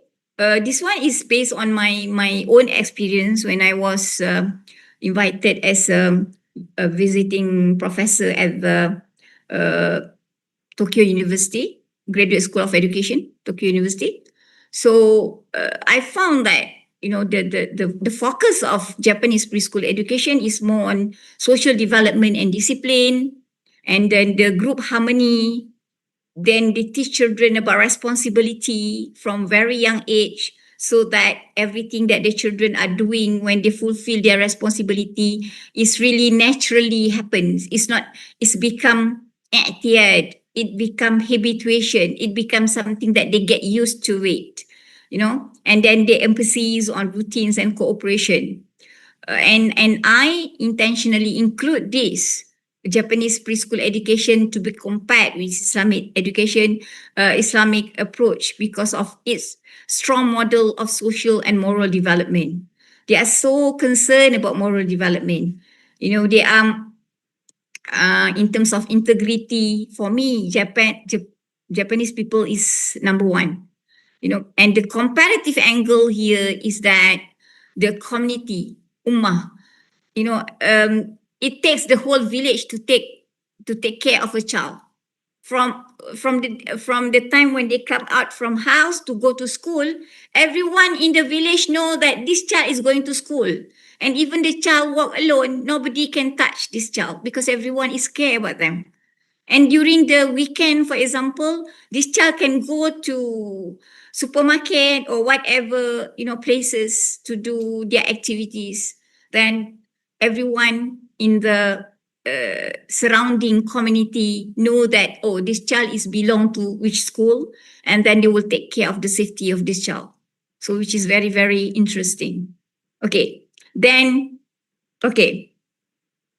In terms of the Islamic education per se that can be included in this case study is the integrated Islamic preschool in Malaysia. We have this kind of Islamic, we call it as integrated Islamic preschool, in which we blend the modern curriculum with Islamic teachings, combines, because in Malaysia we have the national preschool curriculum and also the Quranic studies, and then the daily practices, for example, but this is more to ritual practices, the dua, prayer, moral storytelling, and emphasis also on character, akhlaq. And I include this integrated Islamic preschool Malaysia as a direct example of holistic and Islamic integration. And then the angle that we can see here is that how cognitive and spiritual development are balanced. This is perhaps something that if you wanted to learn from Malaysia, and the role of teacher as murabbi and nurturer as well. Okay. And yet, okay, I don't forget about preschool in Arab country. Okay. The origin, where, in the Arab world, for example, like Al-Azhar Early Childhood Program, the focus is on traditional Islamic foundation and formal education. For example, we can find that the key features for this Al-Azhar Early Childhood Program is Quranic memorization, Arabic literacy, religious and moral instruction. And I just include Al-Azhar Early Childhood Program here as one of the case studies because it represents classical Islamic education And the comparative angle highlight the differences between modern holistic approaches, and that you can see that less play-based learning. So this is somewhat, for me, is quite unique because they don't really enhance children's to play. Okay, then Islamic Montessori schools. Okay, we have just now the Montessori approach, but at the same time also we found that there are many what people call it as Islamic Montessori. Although for me personally, I don't agree in using the term Islamic Montessori because Montessori is the name of Maria Montessori. We just may use something like, Islamic Al-Ghazali school or perhaps, or Ibn Khaldun school rather than using Islamic Montessori per se, because the Montessori approach, like what I have mentioned earlier, actually is in line with Imam Al-Ghazali's point of view, with Ibn Khaldun point of view, with Ibn Qayyim al-Jawzi, and then also with Ibn Sina, and then, but we can find these Islamic Montessori schools globally in the UK, in Indonesia, in UAE, in various places. So the focus here is more to hybrid model, Montessori and Islam. And the key features is that the Montessori, they are using Montessori materials, but also there is also an Islamic content, and Arabic language integration, and the Islamic moral framework. And for me, it's although I may criticize the name, but however, this is an excellent model for integration of global and Islamic pedagogy. And then how independent is balanced with religious guidance, for example, and the practical example of curriculum fusion. Okay, then, okay, please correct me if I'm wrong. This is what I read about Indonesia Raudatul Atfal system. Okay, the focus is Islamic kindergarten system. I went to Masjid Istiqlal, if I'm not mistaken, in Jakarta.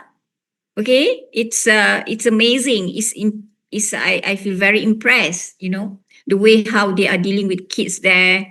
And then the key features is play-based learning, Islamic values embedded in activities, community involvement, and it's strong culturally adapted Islamic holistic model in this kind of Raudatul Atfal. Okay. Then the last one is UAE, Early Childhood Education Reform, which is in Arab world as well. Somewhat different from Egypt, it is focused on modernization and cultural identity, and the key features adoption of international frameworks and inclusion of Islamic values and Arabic identity. And why it is included also in this study, because it shows policy level integration of global and Islamic approaches, meaning to say that government play very, very important role, to enhance early childhood education, and then the reform of early childhood education. So when we are doing a comparative study, okay, the comparative framework, because we cannot really simply compare between orange and apple, because of course each center, each school, each kindergarten may have, of course, they have different ways of doing things. However, when we want to compare, we can develop the framework. For example, we can compare between the curriculum design, the design of the curriculum. And then we can compare in terms of the role of teachers. For example, role of teachers in Raudatul Atfal in Indonesia and role of teachers in Waldorf, Germany school. And then in terms of the learning approach, the moral or spiritual development, and compare in terms of the child outcomes. This is how we do if you want to conduct a comparative study. And then, or we might also using a thematic comparison. Okay, holistic development, for example. We focus on holistic development, and then we may focus on role of play.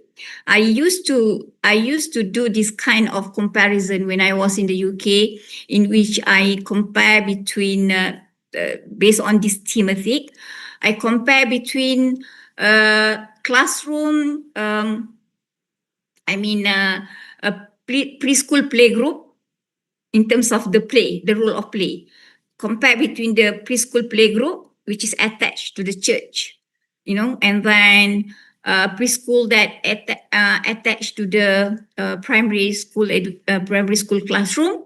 Another one is Montessori as well. Montessori. So the focus is more on how each of this institution, each of this type of school, using play in the process of teaching and learning. Okay, what kind of play that they expose to children? What are the role of teachers in relation to play? Things like that. And then maybe we might also compare from the angle of moral education and from the angle of cultural context. Okay, and then if you want to do a critical analysis, maybe we can highlight the strength of each model and then the limitations of each model. For example, like lack of spiritual focus in Western models and the applicability in Muslim context. For example, if you are studying Waldorf, or if you are studying Reggio Emilia, for example, how it can be applied in the context of Muslim. Or if they are studying about Radatul Atfal, perhaps if they want to adopt and adapt to be applied in Japan, for example, like what I did with Japan. I introduced education with Rahmah, the prophetic pedagogy, in which we are educating children with love, with compassion, so they are very interested in learning and applying it in their school. Okay, when I was there. Okay, and something I just want to highlight here is that nowadays, okay, recent scholarship has increasingly explored hybrid models. Hybrid, the Islamic, so-called Islamic models plus early childhood education models. Okay, Islamic integrated model plus Montessori. Islamic models plus Waldorf education. Islamic model plus Japanese education is something like hybrid. Okay, for example, like the Islamic Montessori education, we combine Montessori emphasis on independence with Islamic moral and spiritual values. And we can see that studies demonstrate that Islamic values can be effectively embedded in Montessori environments through structured activities, daily routines, and ethical practices. And then, and similarly, curriculum development studies have shown that Islamic concept can be integrated into play-based and inquiry-based learning. Meaning to say that if you want to teach our children reading Dua, we can actually, embed that or integrated that into play-based and inquiry-based learning as well. Okay, and in Southeast Asia in particular, particularly in Malaysia and Indonesia, integrated Islamic preschools exemplify hybrid models at the institutional level. Case study of there is one Tadika, Al-Fiqh Orchard, illustrate how Islamic values are embedded within academic curricula, fostering children's socio-emotional and moral development alongside intellectual growth. And other hybrid models include Islamic STEM education that focus a lot on inquiry-based learning, on science aspect, so which links scientific inquiry to Quranic concepts and nature-based Islamic education, which aligns environmental stewardship with the concept of Khalifah. And then this model demonstrates the adaptability of Islamic pedagogy to contemporary educational trend. Then in terms of the gaps and emerging trends, okay, there is a limitation, there is very limited empirical research evaluating long-term outcomes of integrated models, meaning to say that we need more research.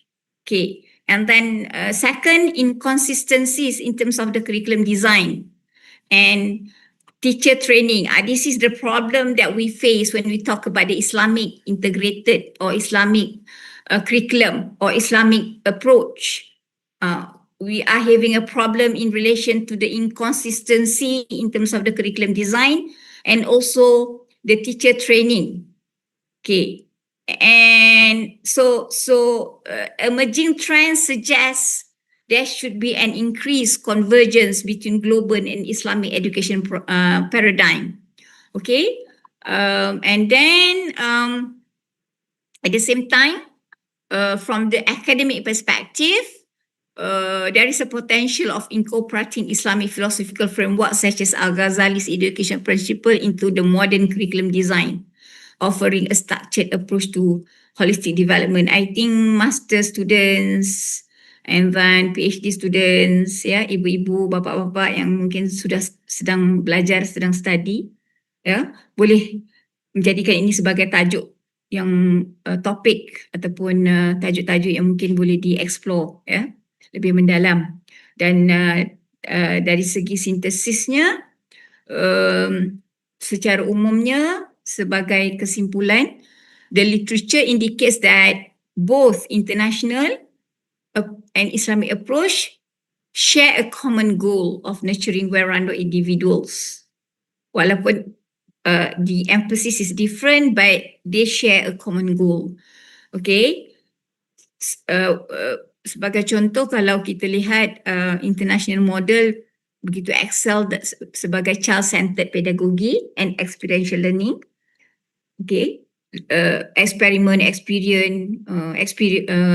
and then allowing children to explore, to experiment, hands-on experience, things like that. Okay, this one is in terms of the international models, but from the Islamic point of view, the Islamic frameworks contribute a robust moral and spiritual dimension. So I'm suggesting hybrid models because it represents a promising direction for early childhood education. And these models move beyond superficial incorporation of religious content. Okay. And then as a conclusion, okay, the literature suggests that a truly holistic approach to early childhood education requires the integration of cognitive, emotional, social, and spiritual dimensions with hybrid Islamic early childhood education models, offering a comprehensive framework that bridges contemporary education theory and faith-based perspective. Thank you very much. Thank you very much, Dr. Mastura, for sharing these really important perspectives on holistic early childhood education from both international and Islamic viewpoints. Very much interesting, well, to me personally, and I'm really sure that other participants here also feel the same, like what I feel. And maybe some interesting points I noted from your presentations here is the first thing is apparently we can find the holistic perspective through Islamic concepts such as fitrah, tarbiyah, ta'lim, and ta'dib, which emphasize the need to nurture children's innate potential, provide beneficial knowledge, and cultivate good character and moral responsibility.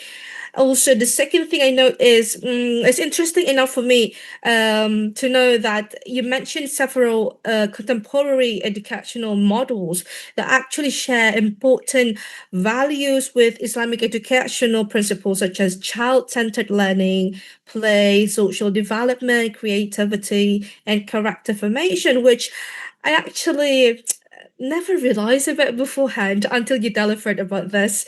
And then, so in the end, we may consider integrating the Islamic preschools with other contextually adapted approaches to create great combination in meaningful and comprehensive educational experiences for young children, or what's so-called the hybrid models, as you mentioned before. Right, so that was really great. Thank you so much. Let's give a virtual round of applause for Dr. Mastura, ladies and gentlemen. And now that we have reached the Q&A answer, Q&A session, we'll try to accommodate as many questions as possible within the allocated time. So let's check out the chat box now. Let's see. Okay, we have some already here. Okay, we do have from Tika Amalia Fitriani. Let me read it out for you. Assalamualaikum warahmatullahi wabarakatuh. Good afternoon, Professor. My name is Tika Amalia Fitriani, a master student in early childhood education from UT Indonesia. Currently, I work in a remote area where access to educational resources, teacher training, and learning facilities is still very limited. Based on the holistic early childhood education models presented today, what strategies would you recommend for educators in remote and under-resourced communities to implement holistic education effectively despite these challenges? All right, thank you. Well, I think first of all is that we need to be back to the fitrah. When you understand, because we need to understand what is fitrah. So, for example, like when we are going to develop or enhance children's development, when we understand the concept of fitrah, every child is born with fitrah, the innate capacity, and then when we are going to mold their behavior modification, actually what we are going to do is to bring them back to fitrah, not to change their behavior per se. So when we understand that, because fitrah is God-given, every child is born with fitrah. So then everything that we do, we relate that to fitrah. So we can start off with that. So we know that, okay, what are the fitrah of children? Children like to play. This is fitrah. Children love to like to ask questions. This is fitrah. And I may say that fitrah also is in line with, nowadays we are talking about developmental milestones, because developmental milestone actually representing each stage of children's development. So there were, for example, like we can find from Sayyidina Ali radiallahu anhu when he talked about the 7-7-7, meaning to say that the first 7 years is to play with the children, and then the next 7 years from 7 to 14 years old is that you have to discipline them, and then from 14 to 21 years old is time to be friend with them. So then, which means that this is the fitrah. Then we should not do things which is contrary to the fitrah. When we are doing something which is contrary to the fitrah, then the children will be deviated from the fitrah. So we don't want this to happen. All right, thank you so much. So that's the importance of fitrah, yeah? So no matter what the situation is, but when we come back to the fitrah first, and then we'll be able to find out how we can solve such situations. Yeah. Right, thank you so much, Dr. Mastura. So we're gonna hop between the chat box and the live raise hand. So Tika, hope that answers your question. And now we're moving on to the live raise hand. Here we have Miss Robiah Al-Adawiyah. You may unmute your microphone.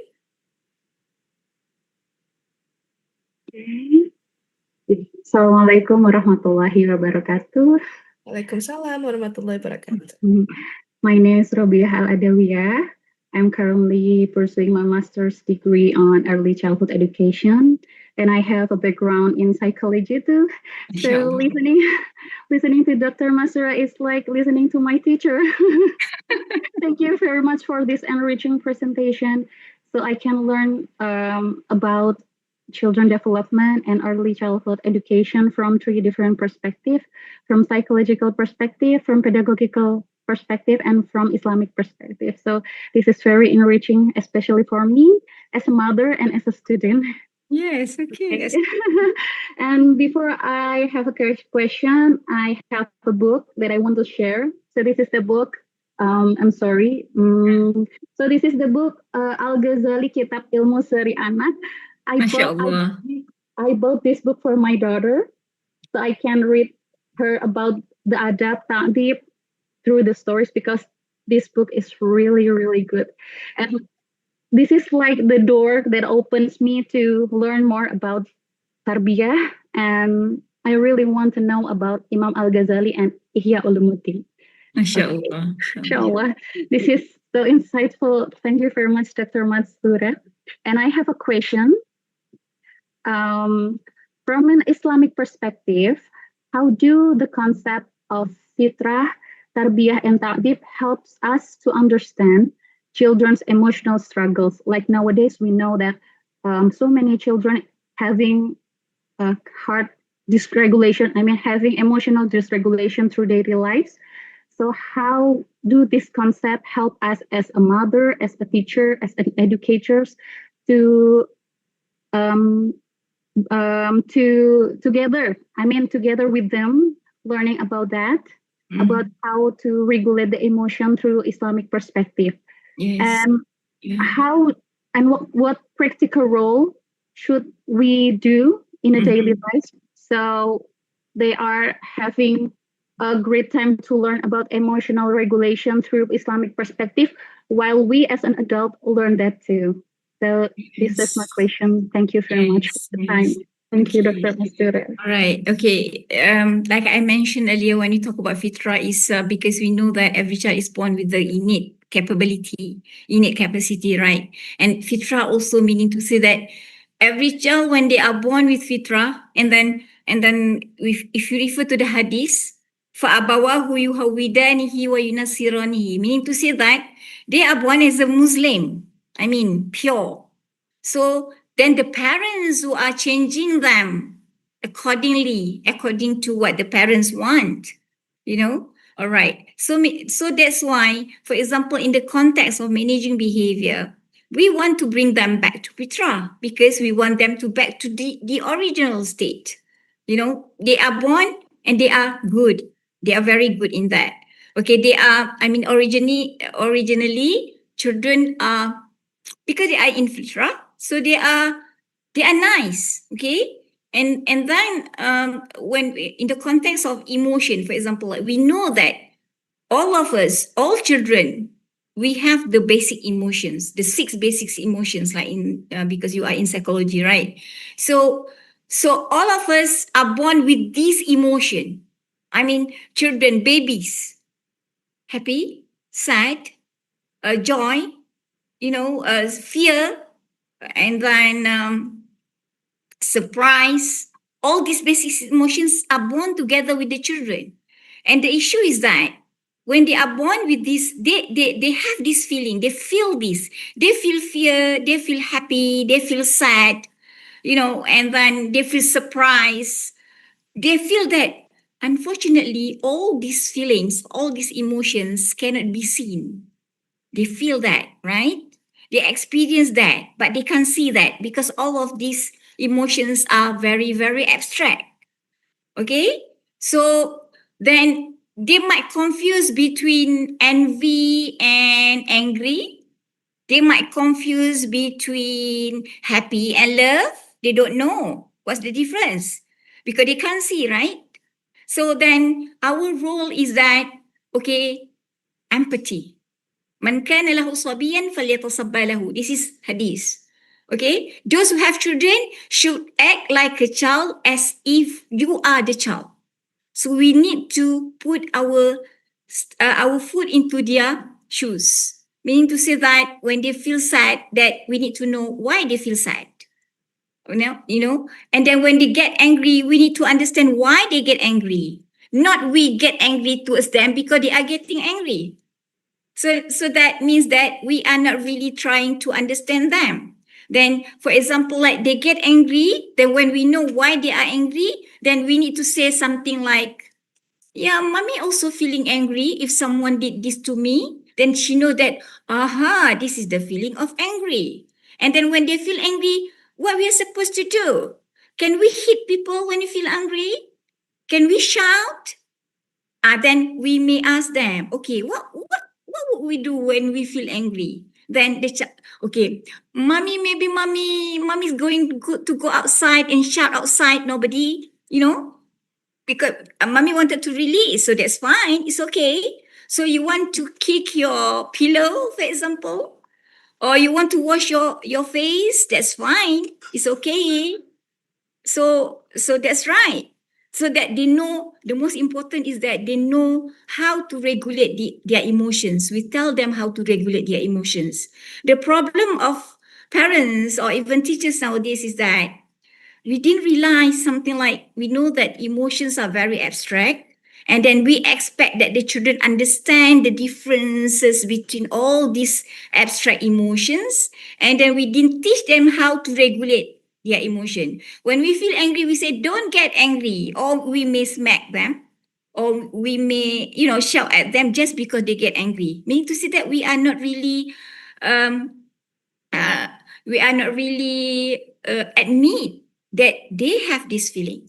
So this is very important, and perhaps I may wanted to tell here that, if you refer to the Harvard University research, about brain development, the children's, the structure of the brain, the architecture of the brain develop together with the emotion. You can imagine. So the emotion is like a cement if you want to build a house. So you can imagine what happened if the emotion of the child is disturbed. What happened to the house, the cement? You cannot really build the house. It's the same thing. You cannot build the brain. Thank you. I hope I answer your questions.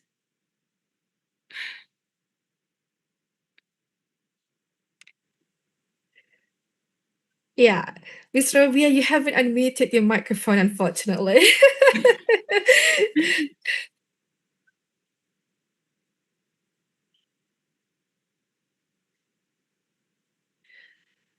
All right, we just read your lips.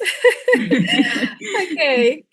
Thank you so much, Miss Robia, for the question, and thank you, Dr. Master, very somehow inspiring answer to me personally. Yeah. Right. So we're gonna move on to the next person. We have Gladys raising her hand here. Miss Gladys, you may unmute. Oh, okay. Yeah, okay. You can unmute your microphone. Okay. Thank you very much. Mrs. Mastura Barzis, thank you for your explanation this afternoon. Maybe I'm one of small numbers of students. I study in a university of Open University in Indonesia, and I live in Tarakan, in the island of Kalimantan, very close to Tawau. Oh, okay. Yeah, it's very close. And thank you for the lecture this afternoon. I'm a Christian, but I learned very much. I learned so many things I have never read before. Thank you. And I think I can implement it for my Sunday school children. Thank you. Thank you very much. Sure. And I have questions according to what I seen in among my friends. For example, some of them sometimes use a severe punishment because of the fear of afterlife to force immediate obedience. Is it? Sorry, my English is very bad. It's all right. It's okay. I can understand you. Don't worry. Thank you. Okay. And they explained me that it must be done to make their children obey them. But I just don't feel quite well, with the punishment, especially with the hitting and whatever. And then that's the first question. And then the second one, this is what I experienced with some of my friends again, that some of them, not all of them, but there are maybe 2 or 3 of the parents, they don't allow their children to music education. I understand that there are some, saying, who disagree about music in Islam. Because I don't understand that. Please explain me. Please teach me. Please let me know what can I do to help my friends without making them, feel bad about me. Yes, I understand. Yeah. Okay. Yeah. Thank Okay. you very much. All right. First of all, How can children learn about compassion? I just want to ask you. How can children learn about compassion, about love, about good? How? They learn through observation, right? So if we deal with them harshly, they wouldn't learn compassion. They learn through observation. 83% of the learning occurred through observation, and only 11% through what they hear. If they hear something and then we do something else, then they wouldn't be able to learn. So this is based on the Harvard research. Okay, and at the same time, this is also something which is already mentioned by our Muslim scholar Imam Al-Ghazali. He also said the same thing. So children learn through observation. Then, for example, if you scold them just because about something that in the hereafter also, again, is something which is very abstract. You can't see. Even adult, they don't believe. How come you expect children to believe?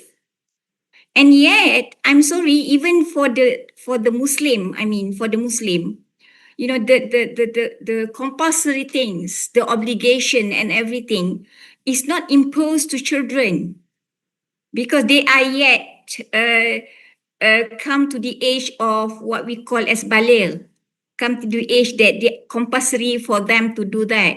So we shouldn't impose something, and we are yet to come to that level. And then I'm just afraid that, you know, when we are doing harsh thing to them, then because in learning theories, you know, they will relate our action, you know, to, because for example, like we want them to love Quran, but we shout at them and ask them to read Quran. Then finally they will hate Quran. Why? Because they relate Quran with shouting. This is classical conditioning. This is operant conditioning. You know, I think everyone learn about this theory, educational theory. Unfortunately, they don't really apply. This is the problem because we learn theories, but we didn't apply. You know, and when we talk about something in the hereafter, these are things that beyond their capacity, beyond their level. So that's why I mentioned earlier, even our Prophet Sallallahu Alaihi Wasallam said, okay, you have to talk to children in accordance to their level of understanding. So when you talk to them not in accordance to their level of understanding, it will lead into, you know, into problems, into misunderstanding, into what we call nowadays as fitnah, because they misunderstand about what it is all about, because they don't understand. This is the problem. Okay. This is number one. Number two, when you ask about music, well, what music actually is? Music is a sound, right? So when I do like this is music. So what's wrong with that? Is there something wrong with this sound? You know, the sound of river, the sound of water, this is all music. So what's wrong with that sound? So the wrong with the things if it makes you deviated from the right path. That one is not. You know, when you hear music, then as a Muslim, for example, you don't pray. You make you forget Allah subhanahu wa ta'ala. But if it is just something that healing, you know, you just hear the sounds. And then when you hear the sounds and then you mention Allah subhanallah, for example, you mention Allah subhanahu wa ta'ala. So it's nothing wrong with that. You know, so this is what I believe. Okay? Thank you very much. Thank you very much, Good Master. Hopefully it answered Miss Gladys' questions. Yeah. Thank you so much. Okay, so let's move on to the one we got in the chat box. I saw a question here from Reed Shahra. It says, in the context of Islamic early childhood education, how can teachers address a child who internalizes that their behavioral deviation is part of their fitrah while still guiding them according to Islamic teachings? That's the question. Actually, we don't talk to children that you are in the state of fitrah, right? What we tell them, what is good behavior, what is bad behavior. And yet, when we are talking about good behavior and bad behavior, of course, we need to know and see first at what stage are the children.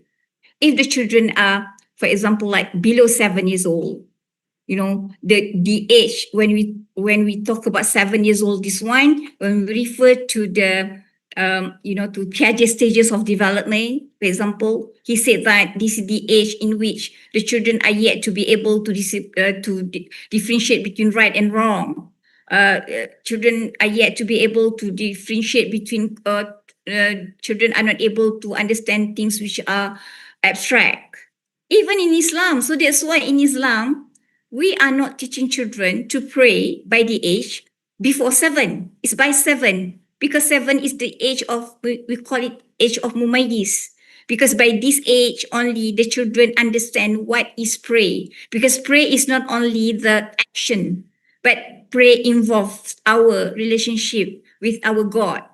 You know, pray is not something to do with only the ritual per se, but it's beyond that. And how long it takes before we can, punish them if they don't pray. Only at the age of 10 years old, we are allowed to punish them. And then the punishment here is not harsh punishment. It's just to ta'deeb. It's just to teach. It's just to educate. The problem is that when we try to define the term punishment, we talk about harsh punishment. Harsh punishment is for criminals. Okay? But for education, there is no such thing as harsh punishment. Why don't we learn from the practice of our Prophet Sallallahu Alaihi Wasallam? What did he do to the children?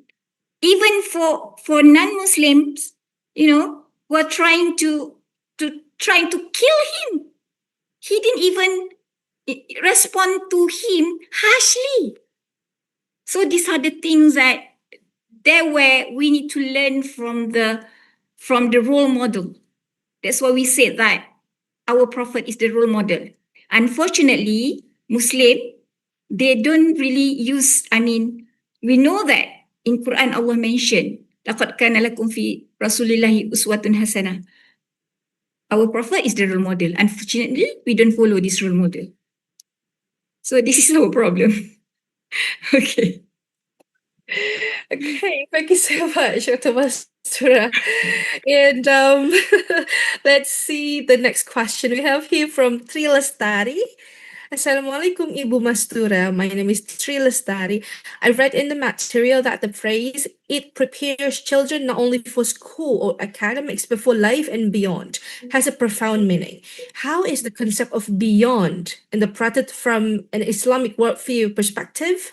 Furthermore, could you provide a concrete example of what can be done amidst the high use of digital technology, especially digital games, which easily distract preschool children from learning? Thank you. Wow. This is a short questions, but need really long answer. Yeah. So the first one is about Okay. how's the concept. Okay. Anyway, yeah. When we talk about, okay, I just want to ask, what is the purpose of education? Is that for academic? What is the purpose of education? Because you want to be knowledgeable, right? We want to grab the skills. And then we want to be happy. We want to learn something, happiness in education. We want to be happy.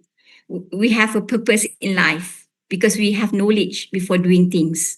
So this is the main purpose of education. So this is what it means by beyond, So because education should involve also with the emotion, happy. You learn and you are happy. And our intention, why you want to study.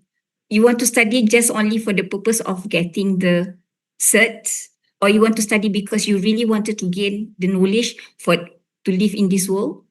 Why? So this is what is the meaning of beyond. You understand yourself. You develop your character. You contribute to others. I want to have the knowledge because I want to share with others. I want to have the knowledge because in Islam when you are talking about learning, is not only for the sake. We learn because for the sake of the knowledge. We learn because we want to be educated. Yes, and at the same time, the most important is that we want to contribute to others. We want to share with others. Khairukum anfa'ukum linnas. The best of you is those who are contributing to other people. So this is the main important thing. So this is what is meant by beyond. When you study only because you want to score how many A's, then after you finish your exam, you score your A's, then you forget everything, right? So this is not the purpose of education. Not function at all. All right. Okay. And then when you talk about digital technology, anyway, when you're talking about digital technology, because Ibn Sina is really encouraging us to use the sensory, the 5 senses, so that when you are teaching children, particularly at young age, focusing only on the digital technology, in the virtual world, they are not really seeing things from using their 5 senses. I mean, when they hear sounds, it's not really the real sounds. They cannot touch, they cannot feel, they cannot smell. So that's why psychologists and child development specialists call this as a passive play, digital technology. And yet, when you are surfing internet, when you are surfing AI, when you are surfing IG, whatever, are you talking to human? There is no human bonding, right? Nobody in the computer will tell you, don't do this, don't shout at me or whatever. No, don't use that word. Nobody. See? So this is all passive actually. So try to avoid,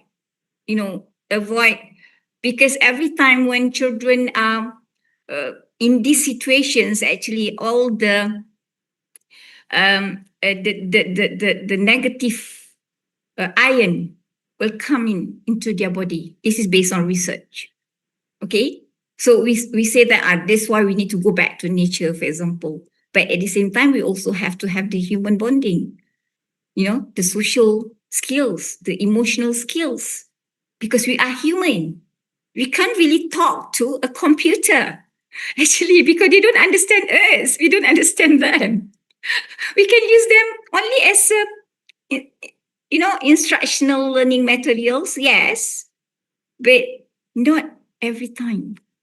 So sometimes, when parents spend their times eating together with their kids, for example, in a restaurant or maybe going to a hotel, having breakfast together, I was like, where did they give the kids, the mobile? They should bring the kids, okay, now we are going to eat this. What is the name of this thing? Can you touch this? Can you feel this? Can you eat this? Can you smell this? And this will help in enhancing it will help in nurturing their brain. Synaptogenesis, the process of stimulating the brain. Oh, it become another topic. Okay. All right. Yeah, thank you so much, Atamasa. Yeah, it's gonna be another topic exactly. But yeah, if we could summarize it, basically it comes back to the parents first, right? Like having the understanding about how important the real sensory medias other than the digital gadgets and all that. It's something that is principal in solving that situation. Right. Okay. Now let's see another question here from Tri Wahyudi. Why are there so many teenagers nowadays who behave like children? Is there a period of education that has been missed? You know what? Because in many situations, many parents wanted two children to become adults as soon as possible. This is the problem. So the children don't have time to become children. They don't allow to play, they don't allow to talk, they don't allow to experience, they don't allow to experiments, and then they have to rush to learn to read. This is a problem. They That's don't really, they don't That's a really. good, that's a good point that you said that. more like more parents are not patient enough to to go through that phase. Right, we do have the live raise hand again here. Wait. Yeah, Mr. Bayu Aryawan. Hello, Mr. Bayu.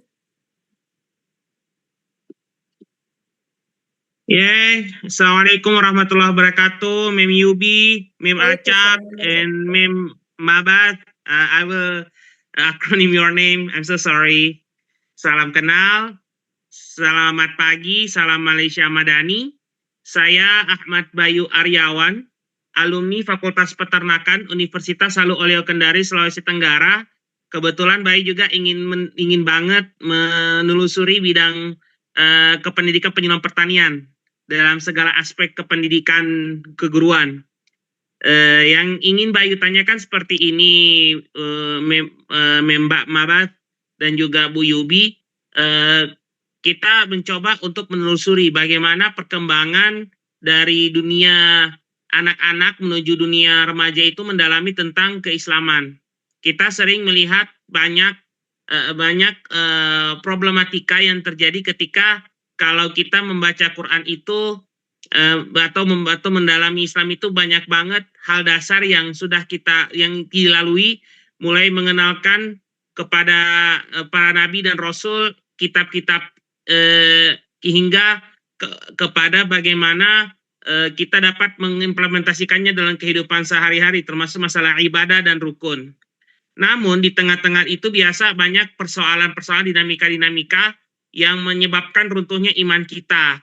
Dan juga bisa jadi dengan juga dia memberikan bagaimana dia pemahaman keislaman kita itu semakin terjaga kepada sesama agama atau keberagaman di tengah-tengahnya itu. Maka dari itu perlu bagaimana kita sebagai masyarakat itu mampu melihat bagaimana perkembangan dari anak-anak hingga dewasa kita sekarang itu memiliki banyak keberagaman keilmuan yang bisa berdampak pada keimanan.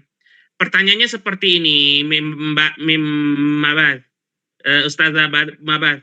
Kalau kita mendengar atau melihat bagaimana terjadi peralihan iman, itu sebabnya itu kalau di dalam hukum kan lebih kepada mengatur kepada kebebasan untuk beragama, tetapi kalau di dalam kita agama Islam saja itu kita lebih ke dosa besar seperti itu. Pertanyaannya, bagaimanakah kita sebagai umat manusia itu lebih mendalami keislaman di dalam hati kita, di dalam bagaimana menjaga istiqomah sepanjang hayat ya, karena menelusur kepada kurikulum merdeka di negara Indonesia, sama ada masalah tentang hal seperti itu bisa berdampak kepada juga bagaimana kita bernegara dan bersatu, begitu yang pertama. Seperti yang di Malaysia itu lebih, kalau misalnya ada beberapa negara kerajaan negeri itu lebih mengkhususkan kepada hal ehwal agama non muslim atau hal ehwal perpaduan, itu yang pertama. Yang kedua, apa saja upaya yang dilakukan kita nanti, apakah itu masyarakat atau para guru pendidikan agama, itu lebih memberikan kesan untuk selalu menegakkan keimanan kita dalam menciptakan kesetaraan terhadap berbagai bidang dan juga berbagai sumber daya yang mampu untuk mengembangkan kepribadian seseorang menjadi lebih bermakna dan spiritual selalu berada di atas. Yang terakhir adalah ini kalau berbicara tentang pemikiran, ya, kira-kira dari anak-anak sampai remaja itu, sampai dewasa nanti itu, bentuk-bentuk bagaimana upaya atau bagaimana upaya-upaya untuk kita dapat mendekatkan pada bentuk-bentuk yang bisa menyebabkan pemikiran tersebut itu tetap kepada keistiqomahan, dan apa saja buah-buah yang dapat kita implementasikan dari pendekatan-pendekatan tersebut untuk masa hadapan kehidupan seseorang hingga berada dalam puncak kehidupan, ujung kehidupannya nanti. Demikian, mohon maaf jika terdapat salah-salah kata dan kekurangan. Mohon maaf jika ada yang menyinggung hati kepada Bapak Ibu semua, Bapak Ibu guru dan adik-adikku. Wallahu a'lam bishawab. Assalamualaikum warahmatullahi wabarakatuh.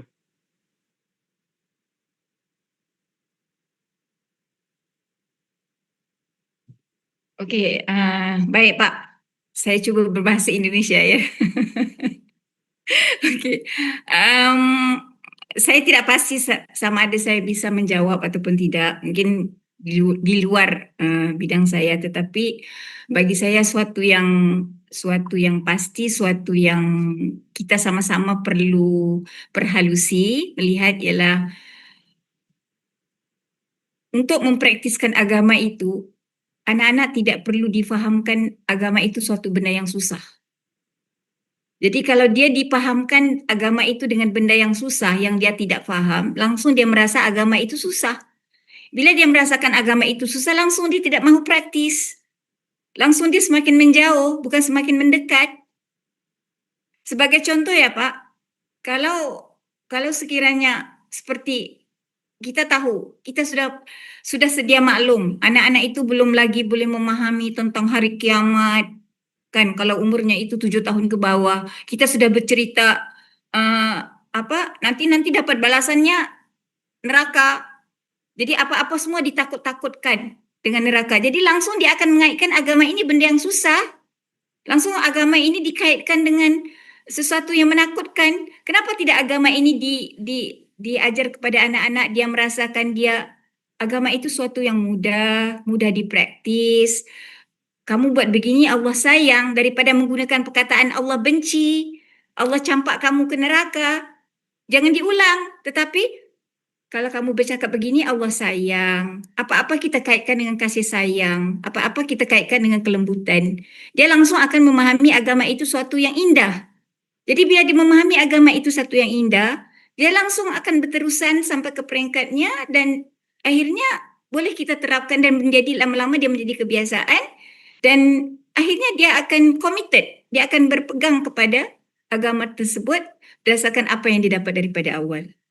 Kerana itu yang diperbincangkan kalau dalam kalangan Muslim scholars macam Ibnu Khaldun, Al-Ghazali juga berbilang, sesuatu perkara itu perlu dilakukan secara berterusan sehingga menjadi kebiasaan.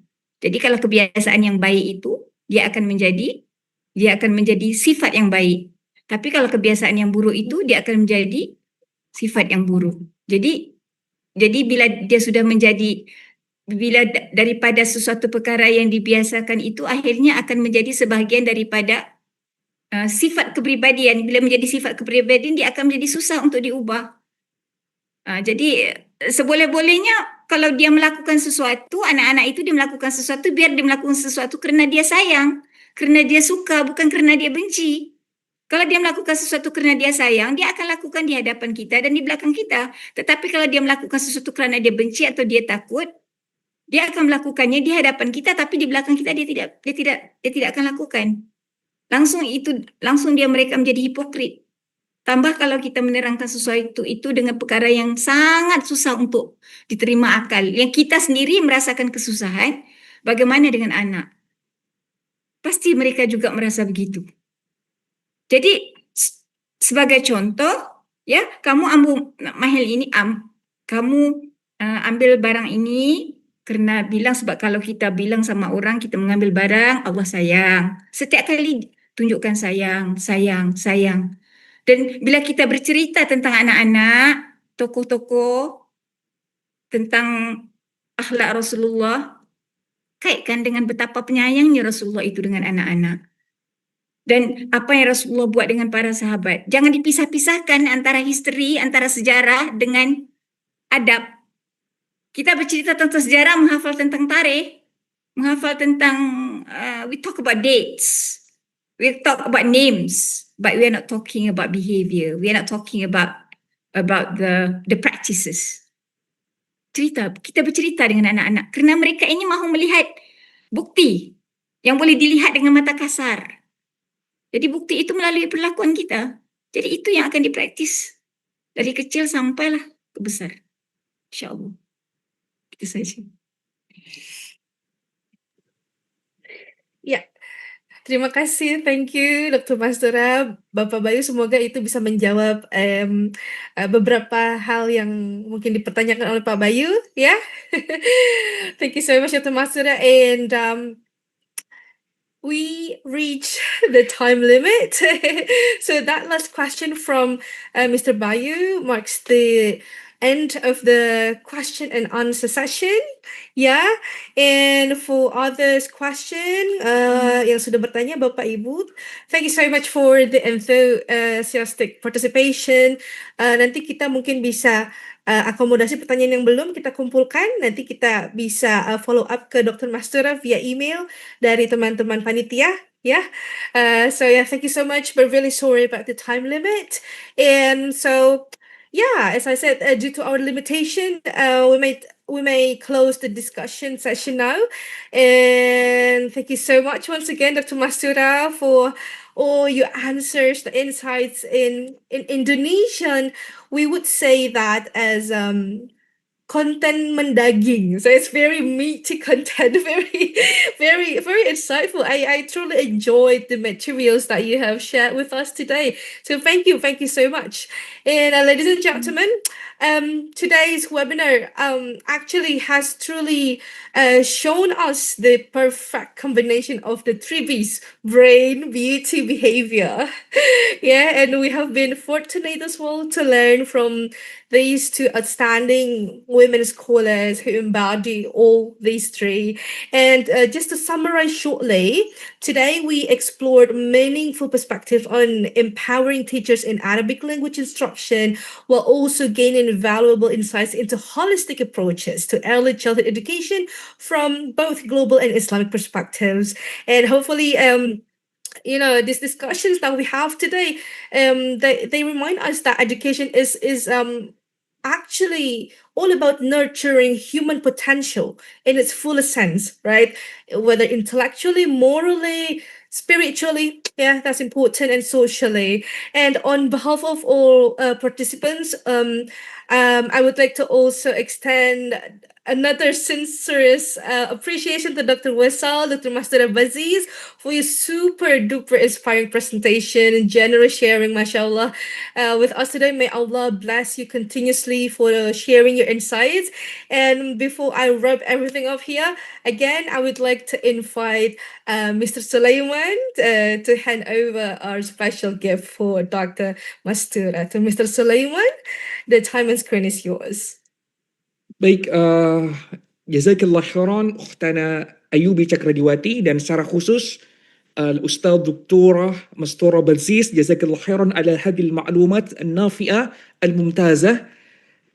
Saya mungkin sedikit berbicara bahasa Indonesia saja. Saya mengucapkan terima kasih yang mendalam kepada Prof. Mastura Balsis. Jadi saya ingat kembali seperti saya sedang mendengar pengingat dari Profesor Said Naqib Al-Attas rahimahullah. Dan mungkin kami sedikit perkenalan. Jadi alhamdulillah program studi pendidikan agama Islam kami juga memberikan perhatian yang sangat mendalam tentang filsafat pendidikan Islam ini. Bahkan untuk saat pengembang, penulis bahan ajar mata kuliah filsafat pendidikan Islam itu adalah murid dari Said Naqib Al-Attas juga. Jadi mungkin kami bisa sedikit tampilkan, ini mungkin terlihat. Nah ini di program studi pendidikan agama Islam kami juga punya mata kuliah ini, filsafat pendidikan Islam, dan yang membuat ini adalah Profesor Dr. Samsudin Arif, di mana beliau juga murid dari Syed Naqib Al-Attas, di mana di buku itu juga sama banyak materi-materi tadi yang disampaikan oleh Prof. Dr. Mastoro Bazis. Jadi sekali lagi kami ucapkan jazakillah khairan kepada Profesor Mastoro Bazis dan mudah-mudahan pada lain kesempatan kami juga bisa mengundang kembali Profesor Mastoro Bazis dan izinkan kami untuk menyampaikan ucapan terima kasih melalui sebuah sertifikat. Mbak Mutia, bisa tolong ditampilkan sertifikatnya? Baik. Nah, baik, jazakillah khairan sekali lagi. Terima kasih kepada Profesor Dr. Mastoro Bazis atas ilmu yang bermanfaat dan materi yang sangat mencerahkan. Demikian, terima kasih. Terima kasih. Terima kasih. Thank you so much, Mr. Sulaiman. Thank you. And okay, once again, Dr. Master Aziz, it's been such a nice time with you. Been lovely to talk to you, discuss together with you. Thank you so much. And thank you once again to everyone for your active participation. Thank you for the committee team members for arranging this webinars, and thank you for having me. And now I would like to hand over the session back to our MC, Mrs. Anissa, for the next agenda. Oh ya, baik, sebentar. Izin Prof. Mastoro Bazis, saya kelupaan. Tadi di kolom chat ada beberapa peserta yang meminta materi dari Prof. Mastoro. Apakah Prof. Mastoro berkenan untuk dibagikan materinya, Ya, Prof? silakan, saya sudah share dengan panitia. Oh ya, baik. Baik, terima kasih. Nanti berarti kami akan unggah materi ini melalui Instagram program studi pendidikan agama Islam. Nanti kami akan berikan linknya, tautannya. Nanti silakan kepada para peserta bisa mendownloadnya pada link yang kami tautkan di Instagram program studi. Baik, kami selanjutnya kami serahkan kepada Kak Anissa.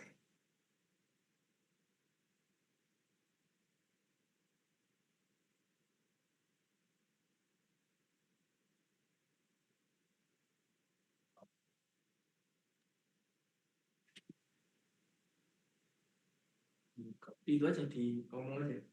Oh ya, Kak Anissa? Kak Anissa, bisa tolong?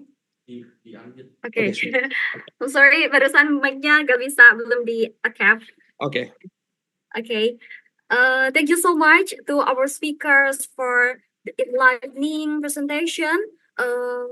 Share the knowledge and meaningful, and thank you for Mrs. Ayubi for beautifully moderating the session. I'm really amazed and enjoy this webinar. As a token of our deepest appreciation for our moderator, we would now like to present virtual certificate of appreciation. I would like to invite the Head Islamic Education, Mr. Muhammad Sulaiman, SPDI BIS MPD, to virtually present the certificate to our moderator. Baik, Mbak Ayubi. Masih di sini? Halo.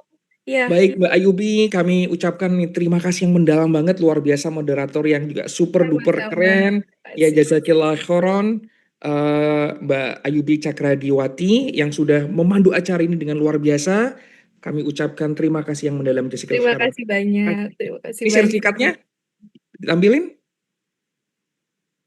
Oke. Yap.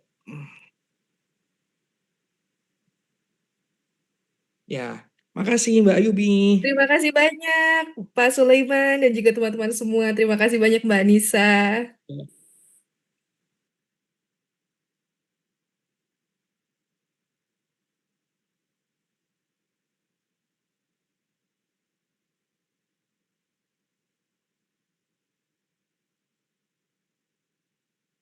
Okay, ladies and gentlemen, we have finally reached the end of this magnificent international lecture. We would like to extend our heartfelt gratitude to our speaker, our moderator, and organizing committee, and of course, all the participants who joined us today. We hope the knowledge shared today will be immensely beneficial for all of us. And for all participants, please don't forget to fill out the attendance link before leaving the room. Okay, once again, please don't forget to fill out the attendance link before leaving the room. Kepada seluruh peserta webinar, kami persilakan untuk mengisi link absensi sebelum meninggalkan ruangan Zoom. Oke, sebelum ditutup ini saya izin mau memberikan pantun boleh? Boleh, cakep. Oke, jawabnya cantik kali ya Pak. Ya, boleh. Jumat pagi belanja ke lote. Cantik. Jumat siang ikut webinar. Cantik. Aduduh semakin bangga menjadi bagian UT. Yeay, cakep. Bersama PAI PG PAUD, mari semakin bersinar. Oke, berikan tepuk tangan untuk kita semuanya. Oke, I'm your host Anissa Wulandari, signing off. Terima kasih atas segala perhatian dan sampai jumpa di event webinar selanjutnya. See you next time and akhirul kalam. Wassalamualaikum warahmatullahi wabarakatuh. Waalaikumsalam warahmatullahi wabarakatuh.